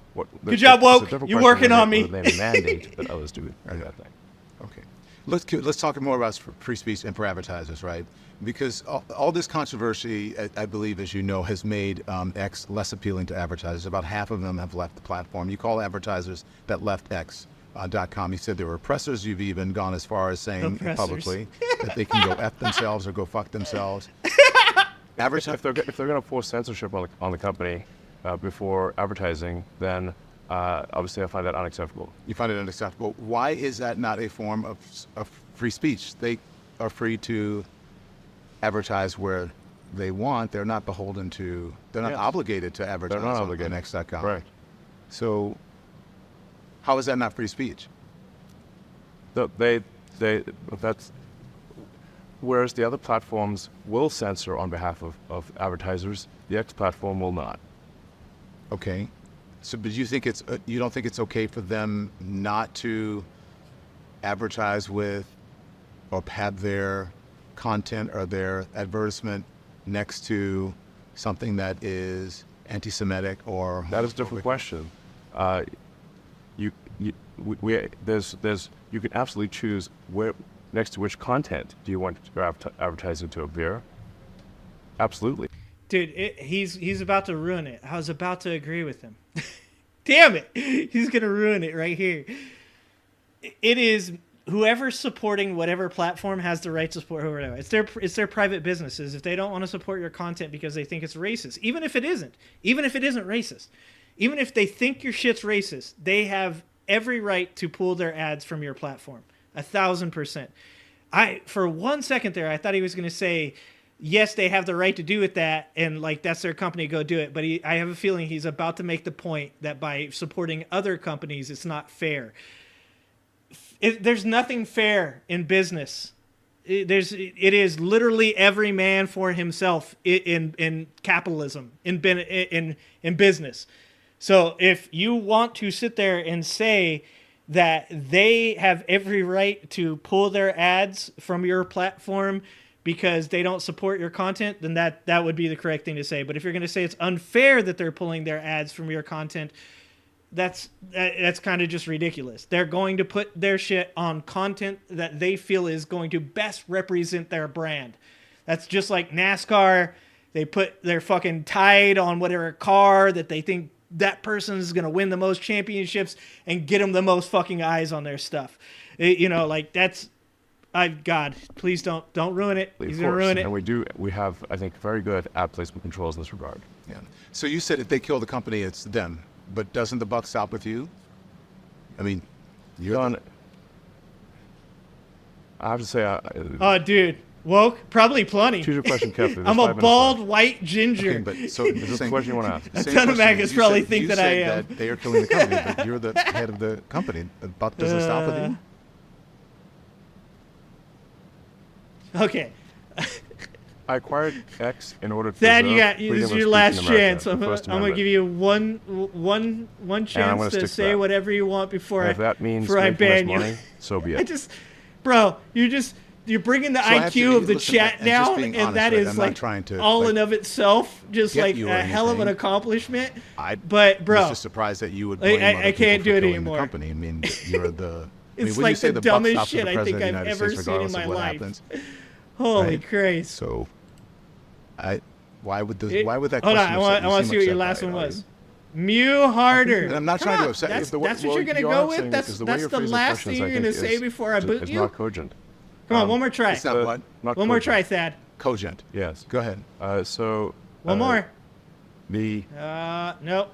Okay. If- Bye. if given a choice where an advertiser is chance. saying like you have to censor all this content on the platform, irrespective of where their advertising appears, I was losing brain cells. then Sorry. our answer will be like, look, you can choose where you want your advertising, what you want your advertising to appear next to, but you can't insist on censorship of the entire platform. And if you insist Look on at that. censorship of the I'm entire participating. platform, even where your advertising doesn't appear, then obviously we will not want them as an advertiser. So what, If you're not what gonna would you bring say anything to the advertisers conversation. who have left the platform or who are considering coming back or not coming back? What would you like to say to them? Well, first of all, almost all of our advertisers are coming back to the platform. So it's a very short list of advertisers who are not coming back to the platform. I don't think that's true, actually. But And sure, whatever you our say. advertising revenue is rising rapidly. And our subscription revenue is rising rapidly. And I feel very optimistic about the future of the X platform. Okay. Listen, honestly, I'm not meaning to offend you. You're an intense person. Where does that intensity come from? I was born that way. And I had a tough childhood. You did? So, yeah. How so? Right, well, Oh, here we go. Into it in the book, and we only have a couple minutes left, so. Oh, Too damn, much man. to This is describe. about to get good. So the one or two questions I can do, and then we'll have to call it. Okay. Again, I don't mean to upset you. Why are you just... No, I have a whole room full of people waiting to meet with me. Okay. So we're just going over time. Okay. Oh, my All guy. right, I understand that. He needs that ketamine. So when you talk about Sorry, you said sorry, you were born that's that way. fucked up. Sorry, is that, Elon. Did you think that the way that you see the world has to do with your relationship with anyone, perhaps your father or someone in your family? I think we're all affected by the people we grow up with. My aspiration is to do whatever it takes to extend consciousness into the future. That's my goal. To make life multiplanetary as part of extending consciousness into the future. Have the past few years, and considering everything that's gone on, has it been difficult for you in your family life? It's been okay. So then, how do you see your legacy, real weird right Elon? now. How do you see how people see you in the? First of all, I say that Oh, this is getting trippy. if I died knowing that I did what was right. Yep, Boki's already decided he's going to fire him. Even if in the history books they said I did wrong, I would still feel okay about that. I care about the reality of goodness, not the perception of it. I think we should view civilization as tenuous, as fragile. If you do study history broadly, you'll see that there's a rise and fall to civilizations. They don't always go up. So we should do everything we possibly can to preserve and extend civilization as we know it. Yeah. And improve it. To become more enlightened over time. Okay. Here's the thing about what Elon's saying right now, and this shit is getting real weird right now. I'm gonna be honest with you. It's getting trippy as fuck. But that's a good point of view to have, right? Like, the progress of humanity is very important. It seems to be a real driving force in our race, right? And we're one race, the human race. I know that a lot of people don't like to hear that, but that's the truth. We're all one race. If that is true, then the best thing that Elon Musk can do for society is stop tweeting dumb shit. He knows he's trolling. He knows that the shit he says is divisive and that it gets a reaction. No one's perfect. And I'm not saying that, like, it would make the world a hugely better place. But if that is really, like, your opinion on the subject, that the human race is very fragile and its, like, grasp on life is very tenuous and that really we should be focused on progress, then put the fucking phone down, get off Twitter, and get to it, bro. Stop trolling. If you really believe that shit, stop trolling. Stop asking people dumb questions just to get a rise out of them. And go work on fucking rockets. Go work on EV. And get off the internet. Because if he really believes that shit, he's not following through by posting the shit that he posts. And we therefore want to address civilizational risks. We want to make sure that we don't have, for example, demographic collapse, which is the case in a lot of countries, just very low birth rate. We want to avoid World War III. Anything that is a civilizational risk. That's what I care about, civilizational risks. How do we extend consciousness into the future such that we are able to better understand the nature of reality? Yeah. That's what I care about. That's my motivation. I know you have to go. If you'll just give me, I'll do a rapid fire thing here. Is there anything that you would change about anything that you've done in your life in the past or recently? I've made many mistakes over the years. If I had a time machine, I'd go back and fix them. But I don't have a time machine. Thank you, Elon. Thank you. I appreciate it. Thank you so much. And that was the end of Don Lemon's career on X. You be the judge. Let me tell you something. Let's hear what he has to say. The conversation doesn't end just because the camera stops. We'll see you next time. Thanks for watching. Okay, so what do you guys think? I thought that was a pretty good interview on Don Lemon's part. I've never really watched too much about Don Lemon. I thought that was a pretty good interview.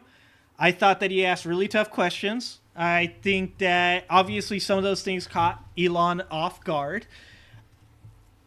Somebody asked me earlier why I thought Elon was intelligent earlier in life.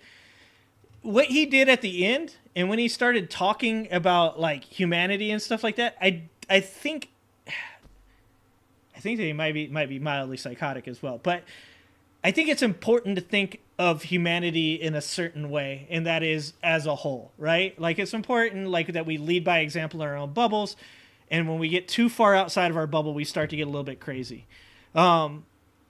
But that is why I thought earlier on that he had some smart things to say, is that when we talk about the progress of humanity, obviously I think it's good to think about things in a way of treating others as equals. But it seems as though the things that he is doing currently with Twitter and some of the shit that he gets to do when he's not being like, kind of held accountable is the exact opposite of what he's saying.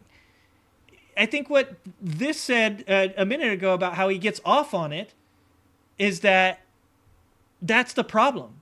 Is I think he's just as likely to indulge in bad behavior as the people that he is accusing of bad behavior. And, I have a hard time. Einstein's my guy, just so you guys know. I love Einstein. I have a hard time imagining Einstein getting on Twitter and posting shit like that. He thinks that immigrants we're lowering the bar so immigrants can get in. I have a really hard time imagining Einstein spending any time on Twitter or Facebook or any other social media. Einstein used to take a little boat and go out on this lake and he'd just sit there and think, right? Like, is it overstimulation? Is it too much technology? Bye, Oni. Thanks for stopping in, Oni. I think there's something to that, guys. I think that there's just, like, what do you do about a situation like that? It's almost like dude needs an intervention. And once again, we have this issue, I think, where people are incentivized through wealth and status to do things that are out of this world crazy instead of honest. And that when we have people like Elon who have the capabilities to do things like take humans to Mars or create electric vehicles that could potentially help climate change, and they don't garner the wealth and status from one group of people, they then move to who they think will most likely provide them with that. And that's a real problem. And obviously, we talk about things like money being the root of all evil, and we have to ask ourselves, is that what's going on? How much progress is going to be halted by monetary concerns? How much progress is going to be halted by people that just want to be held in high esteem rather than to do important things? Like, I think that's a good question. Superiority complex. There's probably something to do with like psychology. You're probably right there. Literally just caught the last 5 minutes. I think Doc got himself fired for that questioning. Yeah, I think he got fired for a bunch of those questions. Yeah, nobody wants to lose a paycheck, right? I was just saying today, I was talking to a friend of mine, and she was talking about left media versus the right media. And I think that one thing that people don't understand now is it's not just left and right anymore, that there's also the conspiracy-minded media as well. So, if people out there think that they're getting this really different, unique point of view and everything because you're getting into the conspiracy world, well, that's not even true anymore, because there are people incentivized now when you have Alex Jones, his type of person, the fucking fat guy, Bannon, that peddle conspiracy theories, now they're incentivized as well. So actually, there's probably more room in that area for growth for people than there is in the left media or the right media now. If you enter into the left-wing or right-wing media, you're dealing with the big boys. You're fighting against even the smaller guys. We're talking about Pac-Man, Brian Tyler Cohen, Luke Beasley. Those guys are still pretty big dudes.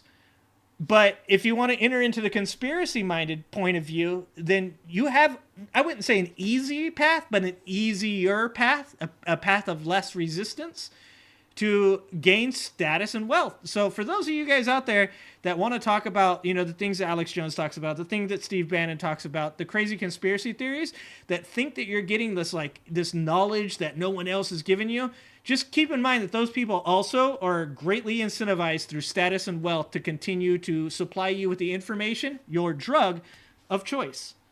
So if you think that you're not being controlled or you're not getting the left or right wing and that you're getting the good stuff from somebody else, well, they're incentivized just like everybody else. Just a heads up. I appreciate everybody. I thank you so much for being here with me today and watching this. I wasn't even going to get online today, but I saw this interview and I really wanted to do it. Please, if you're here, please subscribe to the channel. Please hit the notifications because I love talking to all of you guys. I'm happy when you guys come on and we get to see diverse opinions. If you're going to bring the chat IQ to a 2 like Thad did, I'll ban you, but that's like maybe the second person I've ever banned. I don't mind that people talk shit to me. Don't tell anybody to harm themselves. Don't call anybody something that's irreversible or you don't have evidence for, like, you know, that they do anything to children. Don't cross those lines, and you can call me an idiot. You can do whatever you want, and we can have a discussion of whether or not I'm an idiot or not. But at the end of the day, I'm super thankful every one of you showing up. I appreciate you. I've really found a good place to talk to you guys on Shorts. I will be doing a live stream on Wednesday that's not on Shorts. So if you don't have the notification on, you're not going to see it on Shorts. So if you guys want to come over and hang out and talk to all my OG subscribers that want to see me on the big screen rather than the little screen, make sure you turn on the notifications and we can get together on Wednesday. All right, guys. I love you guys. I appreciate you guys. And I hope you guys have a good week. If you want to see me on Wednesday, hit that button. All right, guys. Go touch grass. Go kiss your wife. Go hug your husband. Tell somebody